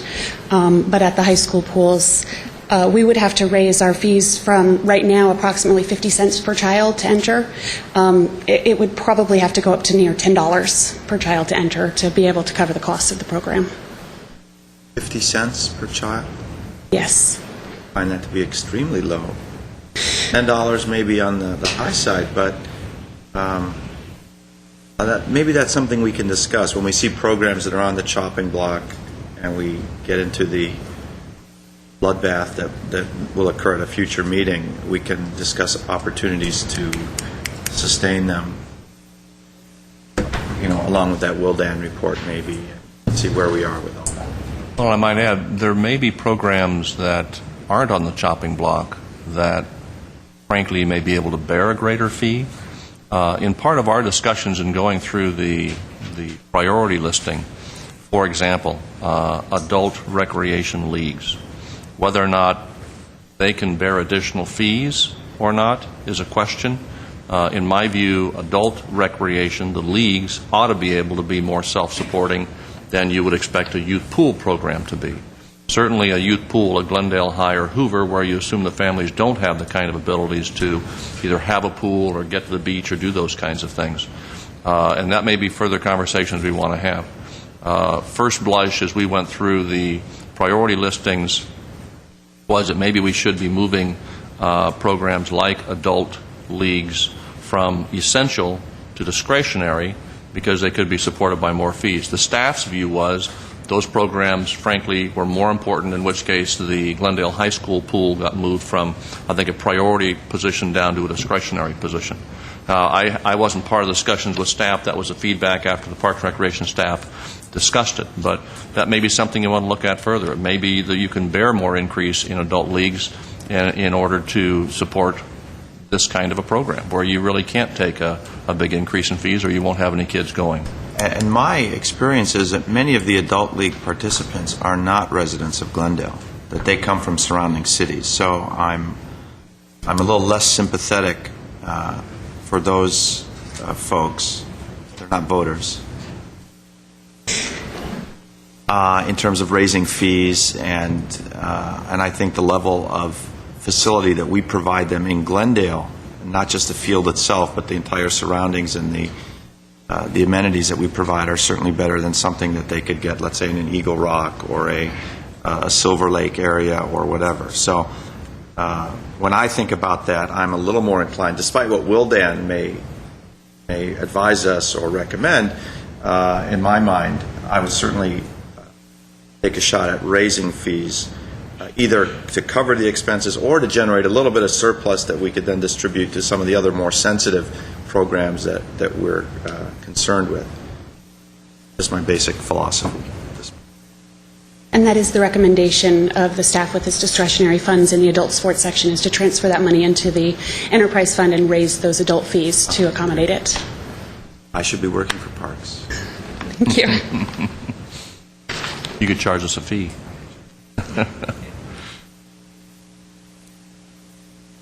Where were we?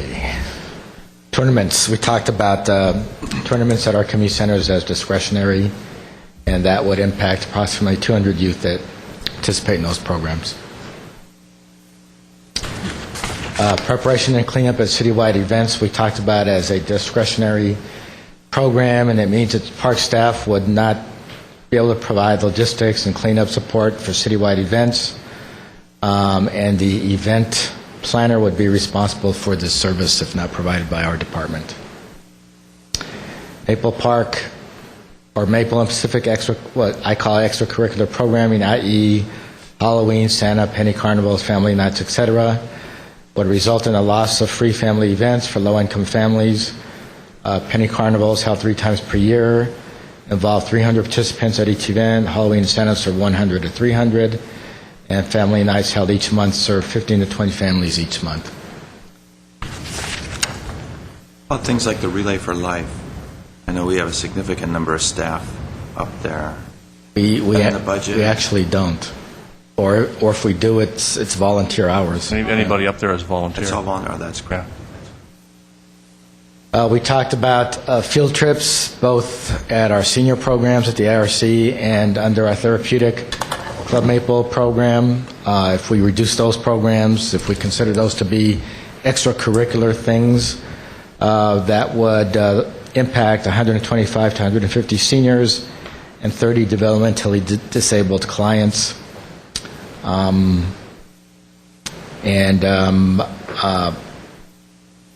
Diminish them from being able to have the social interaction, mental stimulation, and physical activity that those programs provide.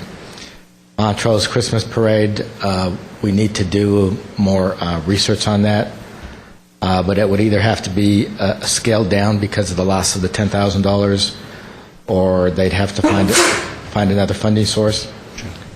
Aquatic contract classes, again, that's a simple matter of transferring that expense to the enterprise fund. And then this is the slide which speaks to how these service level reductions translate to loss of positions. Based on these recommendations, they would affect 9.56 full-time equivalent positions.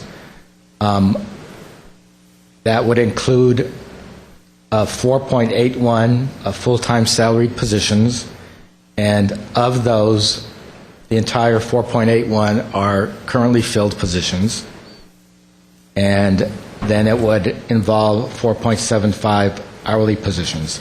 So of the 9.56, 4.81 are full-time salaried, and 4.75 are hourly.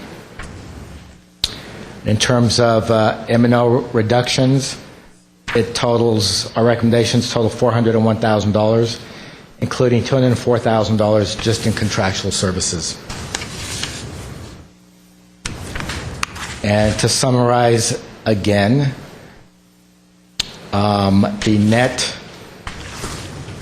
net result would be proposed reductions of $1,349,000 and a proposed fiscal year 11-12 budget of $12,116,000, which would represent a $2,854,000 reduction from the current year, except again, about $2.2 million of that is directly tied to the Glendale Youth Alliance program being transferred out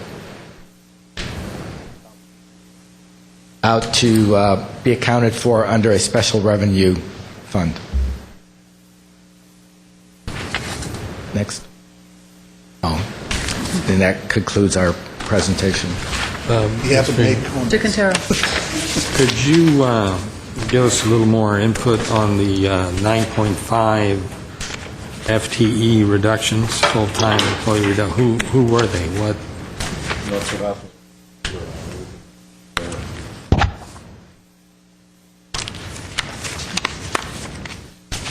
Duran, the 9.5 in staff reductions, do you have any idea who they were, what the positions?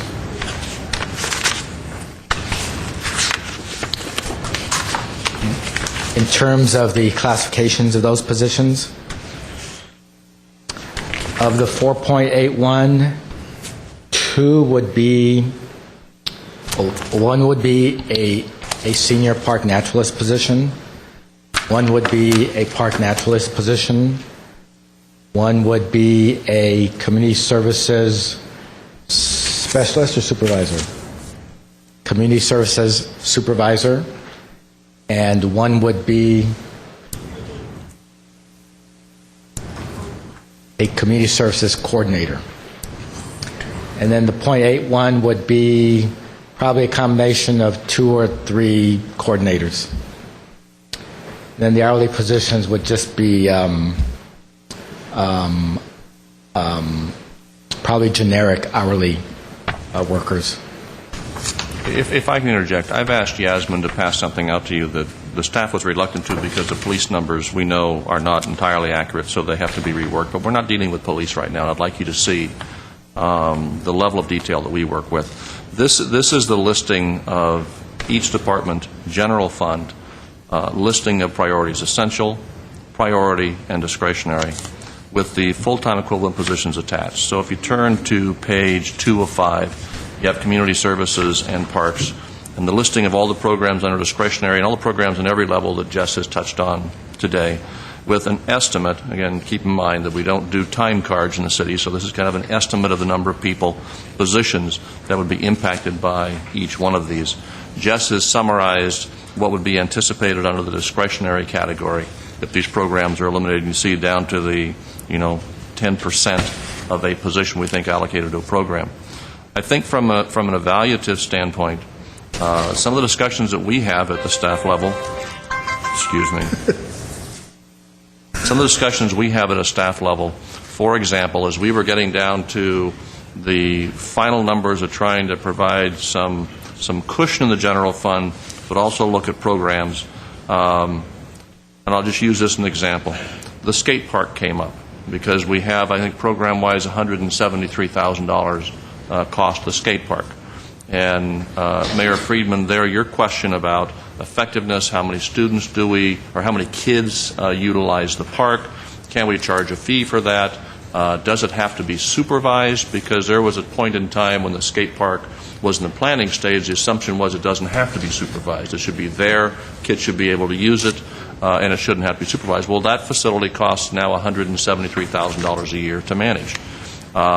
Depending on number of kids served, is that a more effective utilization of your money as opposed to the aquatics programs where you're probably serving a different community and different grouping of kids? The staff's view was the program at the skate park is important. It's iconic. Then a question becomes, well, is there a way we can operate it that we don't have to spend $173,000 in staff support to supervise the program? And that's still something that we need to explore. I think legal would need to weigh in, but when you have a facility like the skate park, you may face considerable liability exposure if you're not supervising it. But if we could and not supervise it, then that would be an option to consider. Madam Mayor, members of the council, there's actually health and safety code sections that provide for an unsupervised skate park, as long as you post appropriate signs requiring that the patrons wear the necessary safety equipment: elbow pads, knee pads, and helmets. And a number of cities actually do have unsupervised skate parks. Obviously, if you have supervision, that probably creates an extra layer of protection, but it's not absolutely necessary to protect you from liability. 2 questions. One, this list is marked confidential, and we should keep it to ourselves, correct? And retain it, because every department we go through is all on this list, right? Okay.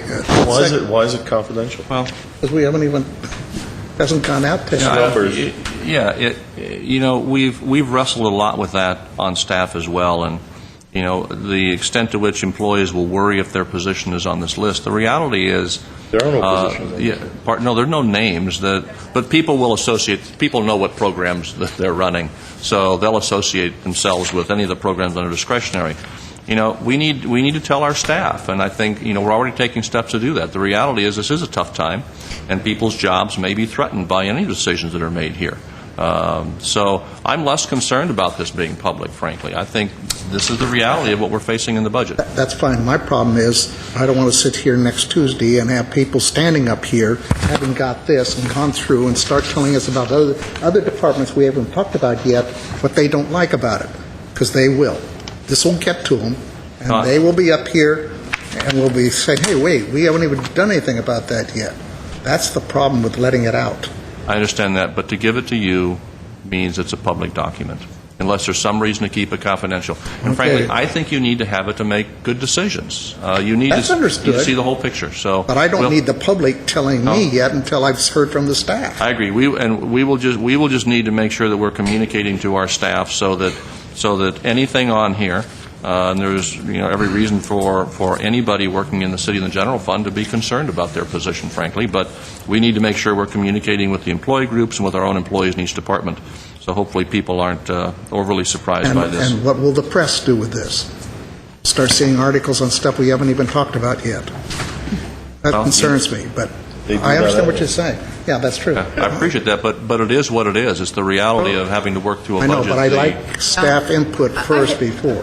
I frankly think it should absolutely be public, and I think it's very positive for the public to see the amount of programs that are provided, because the public does not usually realize. They may know about the few programs they participate in or that they see in their neighborhood. Maybe they know about the Montrose Christmas Parade, but how many people will really know the extent of the programs that are done for at-risk youth, that are done for disadvantaged seniors? And I think for them to see that, they'll understand more of where their money is going. And I think that a lot of the programs are also very positive, and when people see, boy, we really do provide a lot for youth. Despite what some people might say, there's a lot of programs on here for youth. There's a lot of things like the skate park. I wouldn't at all be ashamed of this document. Don't get me wrong. In the right time, yes. I mean, they want to tell everything about Parks and Rec now that we've had the hearing, fine, but to have the police and the fire and Public Works and everyone out before, that's my only concern. What will people make of it before they've heard presentations? I don't have a problem. Sorry. Well, I'm only one person. I'm just speaking for myself. I thought you were done. No, I had that second question. Okay. We've gone through and heard the presentation. Now I can go back and, for example, if I want to look at essentials programs and say, why is Arbor Day tree planting in Glendale Beautiful called essential? Now, is this the time we should be doing this, going through all these again and asking questions in the 45 minutes we have left, or do we wait to some point in time when we've done all the departments and then do that? Frankly, either of those. If you want to give us, your feelings now, not calling it direction, but just concerns, questions, issues, we're happy to take them. Obviously, you've only seen one department now. Yeah. You've got a number of them to go. So I just wondered when. If you want to take your notes, and then when we're done with general fund, we should spend a study session going back through a lot of this, answering questions, seeing what your priorities are, and putting the pieces together of balancing the budget. You will have broad-ranging strategies here that we'll touch on. Actually, we touched on it when we did the overview of the general fund. For example, the loan payment by the redevelopment agency. You may decide that you want to utilize more of that in the general fund in order to save some of these programs. You can make that decision. Or is there another way, Madam Mayor, that if we individually see concerns, get those concerns to staff, ask the questions on some of these? We've given you comments now. We can continue to give you comments from now until the final budget. But Certainly questions, but a caveat. Ultimately, the City Council has to have the conversation here in a public meeting and make the tough decisions. So, for each of you individually to come give us your interest and concerns, that's great feedback, but it's going to have to come out here at a meeting when you all make a decision. I thought you might get some common grounds, different issues where we're... But again, those all have to come out here. Understood. Whether they're common grounds or not common grounds, they all have to come out here. Look, there's no question that everybody up here would like to find a way to preserve all of these programs. Probably, I'm guessing. Maybe there's one or two that people say, I'm not so crazy about it. But I think generally we'd all like to preserve all of them, and that will be the goal as we go forward. And I'm hoping that we can find some solutions in other areas and other cost savings to do that. However, I'm a bit of a pessimist. I don't think we're going to get there. We may, and that would be great. But I think that now is the time, while it's fresh in our head after having a 2-hour presentation, to give some feedback. Because in a month and a half, if we start again, a lot of our thoughts, I think, maybe will have, it won't be as fresh. And it doesn't mean that if we say we should maybe move this from essential to discretionary, that doesn't mean that that's going to be eliminated, because we may very well get to the point where we can find the cost savings other places. But I don't see the reason to not have that conversation now. Plus, it also gives the public some chance to digest the direction that we're going and to give us feedback, rather than kind of wondering what's going to happen in a month and a half. I mean, I'm prepared to give you some of my thoughts, which may change as we go through the budget, because this is the first department, and we don't know what's going to come next, and we may decide that some of these that we put on the discretionary list we'd rather preserve more than something that's in another department. But I can tell you, just going by this right now, and you don't have to if you don't want to, my colleagues up here, but I would feel more comfortable giving some of that feedback while it's still fresh in my head. Well, I feel differently. I'm not prepared to start talking about cuts or even potential cuts until I have a much better feel for what else we can do besides cut. So I don't want to go down the road of talking about cuts when there's other things that we can do, not the least of which is what Mr. Starberg just mentioned about the redevelopment paybacks, et cetera. So for me, I'm not ready to do that today. Najarian, what's your feeling? Well, I just, as I said, in fact, in some of my comments, I was expressing some of the areas that I had concerns about. I think I would like to do this more of in a holistic method. I'd hate to single out a program or two here and either say, yes, I'm in agreement with this being dropped, or no, I'd want to save this, especially when there's other larger areas, other budget funds and sub-funds that we need to look at.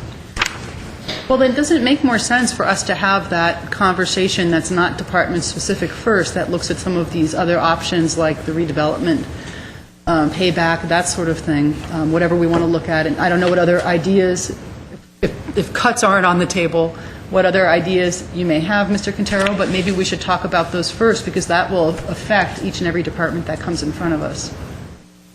Well, doing it this way, we at least have a sense of what the potentials are in terms of cuts. I assume all the departments are going to be addressing us with different cuts. Am I correct? Water and power and police and general. Everybody, all departments, all operations. It just seems That's to me the that only advantage, but I mean, what you're suggesting isn't a bad idea either. I mean, if cuts are off the table, then I don't see what the point of going through this exercise is. I think we need to have that larger conversation first then. Well, let me suggest this. At your first budget study session, we identified the major strategies for balancing the general fund. And there were lots of pieces of that, but one of those pieces was $3 million and change in these reductions. Now we're letting you know the detail of what those reductions are. At some point, we have to come back to that very first study session, just Monday, where we say, okay, here's the big pieces again on how we balance this budget. They were everything from these kinds of reductions to increased repayment from the redevelopment agency, to continuing the hiring freeze, to implementing some fees. You had all of those broad strategies outlined. Again, you're just seeing now the detail on one of those broad strategies that makes up over $3 million of our effort to close an $18 million gap. We're going to have to come back to that presentation again and say, okay, now you've seen the detail on all of these components. Do you want to change any of them as we try to balance this budget? Or are there other options and alternatives you want us to explore? Well, one of the issues I have in going through it item by item is that the assumption is that it's an all or nothing. For instance, general building repair at $904,000. If we're able to squeeze 10, 20, 30,000 out of that, which is just a few percent of the actual item, that very well could be put over to some of these other items that are on the chopping block. General park maintenance is a huge item, almost $2.5 million. are we being provided with any cost-saving programs or cost-saving methods which could, although preserving the general item, reduce it slightly where we could then roll it over into other of the non-essential, what did we call the non-essential? This is the time to ask that question. Well, I mean, that's my question. I mean, these are large items. General building repair, general park maintenance, turf maintenance. Do we need to mow every week? Can we go to a 2-week cycle? Or get goats. You know, because some of the items that are the non-priority, what's the word for the non-priority? What's the There's essential, priority, and discretionary. Some of those are not very large items. You know, one of them was 10,000. Several of them under the 20,000 range. Is it not possible to trim some of those larger items and at least distribute some of the money to those other programs? Maybe not backfilling them totally, but at least to a certain level of basic sustenance and existence. So that's sort of like, that's a general question. Can we do any of that? Councilman Najarian, we currently have 11 vacancies in the department, of which 7 are in the Park Services section. So assuming that those positions will be eliminated, we're already reducing our Park Services operations. One of our goals was to try to make structural changes so that it would be easier for us to deal with the community expectation. For example, cutting down or reducing a percentage of park maintenance or landscape maintenance or another broad service like that. It's harder to translate that into how to change the expectation of the community from what a park looks like if it's mowed every other day versus every 3 or 4 days. And frankly, cutting out little chunks of programs would be a lot easier for us to manage as a department. And so that was kind of our thinking. That combined with park maintenance already having taken a reduction. Let me add to this, just so you're beginning to get, I think, a better flavor of sort of the evaluation process that we go through just in trying to prepare this information for you. But being completely candid, one of the long-term strategies that we're discussing with parks is outsourcing. To what extent is outsourcing an opportunity? I mean, outsourcing, privatization, contracting, a way to also reduce the cost while trying to maintain the services. You see in the strategies, part of what we've lumped into the $7 million is outsourcing of some of our operations, not entirely, but looking at over time, can we, and park maintenance is one area that frankly may lend itself to more contracting of services. But we have people in those positions, so it's something you probably want to begin to look at implementing over time, and it'll have its service implications. But with the rising cost of medical costs, the rising cost of retirement costs, in some operational areas, it may very well be that privatization is a way that we need to look long-term at reducing our costs overall. We do a lot of our green maintenance through contract, medians and the likes, but have generally not utilized that for parks. We do it for tree trimming, we do it for median maintenance. We think, I believe, long-term, that that's probably an area we need to explore further. And that's why I talked about steam cleaning. Parks and Rec doing their own, then we have steam cleaning of the garages and on brand. Why don't we look at contracting out steam cleaning for the city, period? Maybe it's more economical. And can we be more effective in consolidating some of those operations? If Public Works is doing it and Parks is doing it, right, can there be savings by consolidating and eliminating, whether it's supervision or oversight or management positions? How can we do that as well? And that also comes into our conversations. Those are things we're trying to take a look at. What concerns me about the privatization is that over time it always seems that government, when they go in that direction, then they wind up paying more to the private companies. In the beginning, I think it's effective, but then over time contracts escalate, and then you have to wonder, gee, they would have been better off had they just kept their civil servants doing the work. But anyway, but if you keep like a 5-year contract and go out for RFPs, no. I mean, That's On one the of five-year the cycle. downsides. Also, once you get out, it's very difficult to get back in again. Bring it back in. We have levels of equipment, we have tools, we have facilities. When you get out of those true. tend to go away, then it's very hard to ever reverse that trend again. So Combining there are pros departments. and there's cons. That's why you don't see it being a big component of this budget. But what I'm saying is, we're anticipating that this is not a temporary situation. This is a long-term situation, a sea change in the revenue structure for cities in California. And frankly, we have structural issues we need to address long-term. This is many, many more years. This is not temporary. So we need to find structural changes. All the programs you've talked about here this morning and the ones you will talk about from the departments, I want to remind you again, is only a little over $3 million of trying to solve this issue. And it's not what we're focusing on entirely, believe me. It's just one small component of it. Let me ask, this flow chart isn't, I don't think it's up to date. We have the Park Services section, acting assistant director, but now we have a permanent director, right? That's you, Mr. Permanent. Like it or not. And do we have a acting assistant director? Yes, we do. We do? Yes. Okay. And then underneath the acting assistant director is a Park Services administrator? Correct. And then there are the different managers for the Managers. different sections. Okay. I'd like to have a general idea of the different sections. I can almost tell what they're doing, but like Section 1, that Park Services manager, what gets done under Section 1? What sort of things are they involved with? I see an equipment operator and gardeners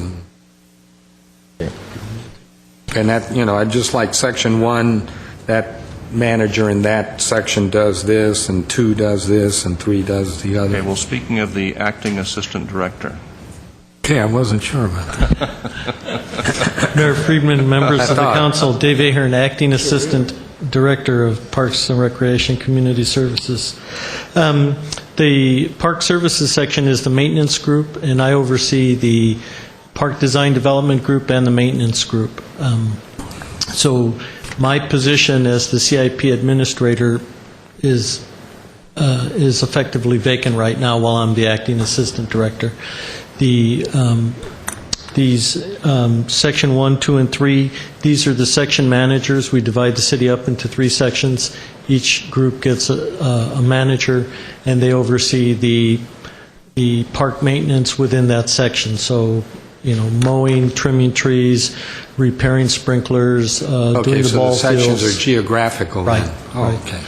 So pretty much an overlap, with one exception where one manager also takes on all of the contract services for all the tree trimming and things like that we currently contract out. And Section 4?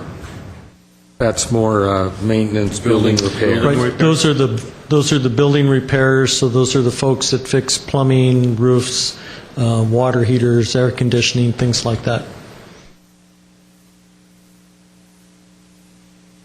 Okay. Boy, we would really need a huge spreadsheet in order to really, then you have the planning and development section, the community services section.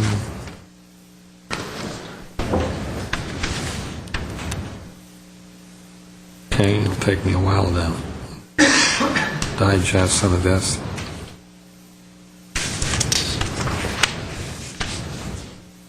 Okay, that's all I have for now. Like that, Yasmin.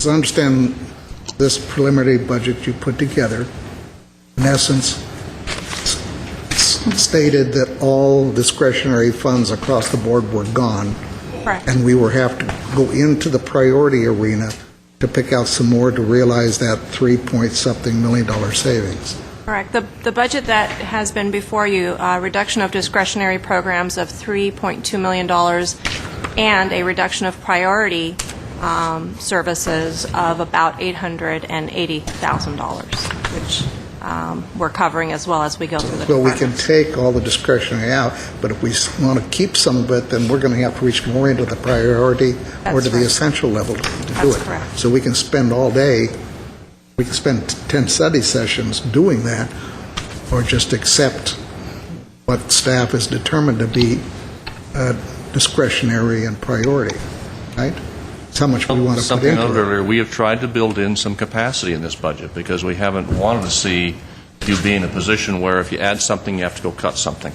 So we have gone past where we needed to balance the budget, and we still have some policy decisions for you about the potential use of other funds, like the additional repayment from the redevelopment agency. I think half of that should go in the CIP, but you could make a decision that, no, it's more important that a portion of it stay here. We balanced the budget with a $251,000 ending balance. Surplus, discretionary. Yeah. We don't generally project to have a budget that has a surplus. We want it to be balanced. We don't try to generate savings in a budget. So we've anticipated that you'd have at least $250,000 you could decide to put back in, and then we'll have, probably 3 to a half a dozen of these broader policy decisions that you could rely on if you wanted to. That's where the flexibility is. That's right. Minukian. I again would like to emphasize that I'd like to see the complete budget for a department. It's been done before in some of the publications that we had before. We had the general fund and all the funds with in a matrix with all the total department budget there, so that we are aware of the whole picture and not just a segment. In what I've seen today, certainly duplication should be eliminated. I'm sorry? Duplication should be eliminated in terms of programs. I'm looking at the aquatics program, and I remember we started that because we took away the pool. Right. Now that we have a pool, I think we can have programs there instead of at the high schools. So that's, to me, is a duplication of the program. That's, of course, just an example. Also, in some of these cuts that are being proposed, what the mayor said is important. How will it affect the overall quality of life of the city in terms of some of the youth programs that we're proposing and cutting?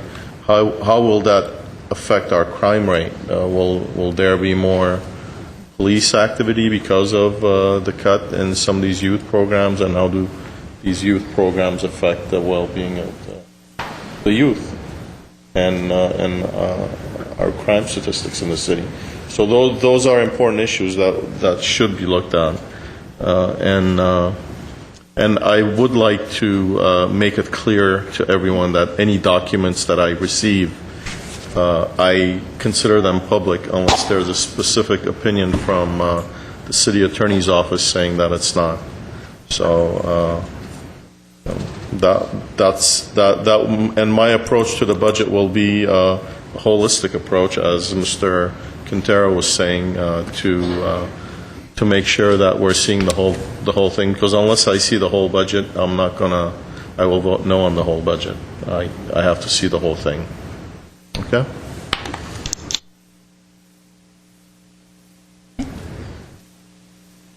May I suggest that maybe we go through all the departments like this today, and maybe have half of one session something where a composite whole is put together, Well, if that's possible. But today's budget is not, the vacant positions that you're proposing to eliminate, some of them are in parks, and it was not reflected in their numbers today. So We've tried to net them out. right, but We've tried to net them out. we need to see everything, not just what they're proposing in terms of programmatic cuts, but also the cuts that you're proposing in terms of the vacant positions, which were not included today. And I think for the department, that's a big chunk of, in addition to the 1.3 that they're proposing to cut. That's an additional. We can give you the listing of the positions currently in the hiring freeze, but that will change a little bit as time goes on. Every day it can be a different list. And we'll provide you with that, and that shows you how many vacancies exist per department on any given snapshot in time. And we're anticipating a fairly sizable number in savings in the upcoming year from those vacancies. And you're right, they will impact the departments along with these reductions.